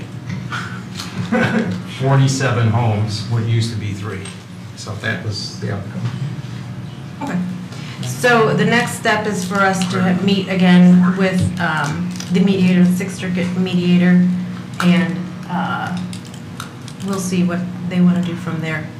I'm currently waiting for a scheduling order because I just want the briefing to be done. So far, the mediator has allowed them to put off the briefing to go through this mediation process. So that's where we are. So the mediation process, is that related to the new proposal, or is that a separate? So as part of the mediation process, they Tollbrook came up with a new plan that they want vetted, but they want to propose to have vetted through the city. We'll see. And just one last question. So is the mediation process just evaluating that plan, or is it coming to some agreement about an alternative plan? That's what for we've that stressed to site? the mediator. Ms. Bloom and I have no authority to agree to anything. We've stressed to the mediator that this needs to go through the vetting process. Right. It means it comes to the planning department for their traditional review. It comes to this board for review. Then it goes to city council. So Lori and I, Ms. Bloom and I cannot approve an agreement. And where it's not our intention, at least at this point, to take a potential agreement directly to city council. So I just don't understand what they're getting out of the mediation process, right? Because they could bring that project and go through the typical vetting process. Right, I think there's the hope that it would be quicker to do it this way. Got it, okay. Just one quick question, is part of the mediation process, the goal is, I don't know if this is the right term, but consent judgment in the end to still get something built there? Is that the ultimate goal? On their end, right. On their part, okay. Okay, Mr. Carlisle. This lady sat through a long meeting, and I want to make sure her question gets answered in regards to notification. Unfortunately, the public discussion part, there's not much give and take, but I want to make sure you do get your question answered. In regards to notification, there are specific requirements in our zoning ordinance, and it's attached to the state law in terms of what projects require notification and which don't. The projects that require notification are either a special use and or a rezoning. The application tonight for the Square Lake project does not meet those thresholds. However, the project on Ottawa, it does require special use and it does require notification. So this project tonight did not require neighbor notification. And what is With the that, difference between the Ottawa situation and the Square Lake? This project, they have different zoning designations. This project was designated, this site is zoned as a neighborhood node, which allows this development what they call by right, which means it does not need any special approval from the Planning Commission if it meets all the underlying zoning requirements. The Ottawa is a cluster, and it requires additional approval by the Planning Commission as a recommendation to the City Council for approval. So it's an additional level of review, that project. That does require neighbor notification. I say all that, though, that we strongly encourage every applicant to meet with the neighbors prior to coming to the Planning Commission. And often the first question that the Planning Commission asks the applicant is, have you met with the neighbors? And if they have not met with the neighbors, they often table the matter so that the applicant can meet with the neighbors. Mr. Abathera does a lot of projects in the city, lives in the city, knows a lot of people in the city, and he does a very good job of trying to reach out to the neighbors for all his developments, and I know he did it for this particular development. He reached out to his adjacent neighbors, and I know he's tried to do it for Ottawa as well. So I just want you. He never did. Well. He never did. Okay.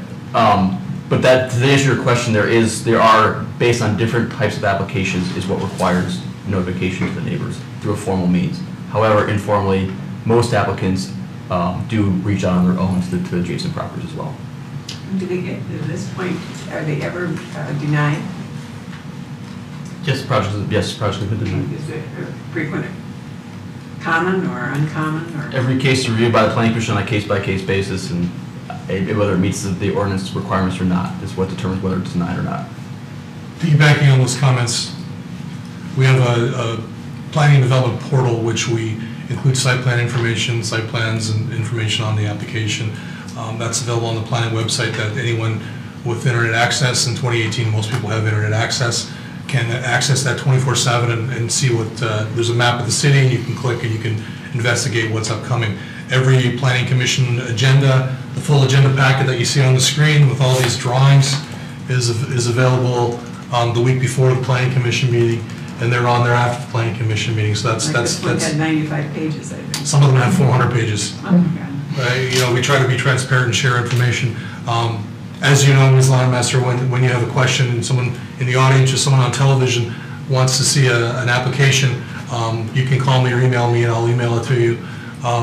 For special use applications, rezonings that Mr. Carlisle mentioned, there's a sign placed on the property so people drive by or walk by can see that there's a there's a sign that notifies them of a project that's on that property where they can contact us. By policy, City Council has a policy where single-family residential developments such as light condominiums and subdivisions, the neighbors abutting the development get notification by mail.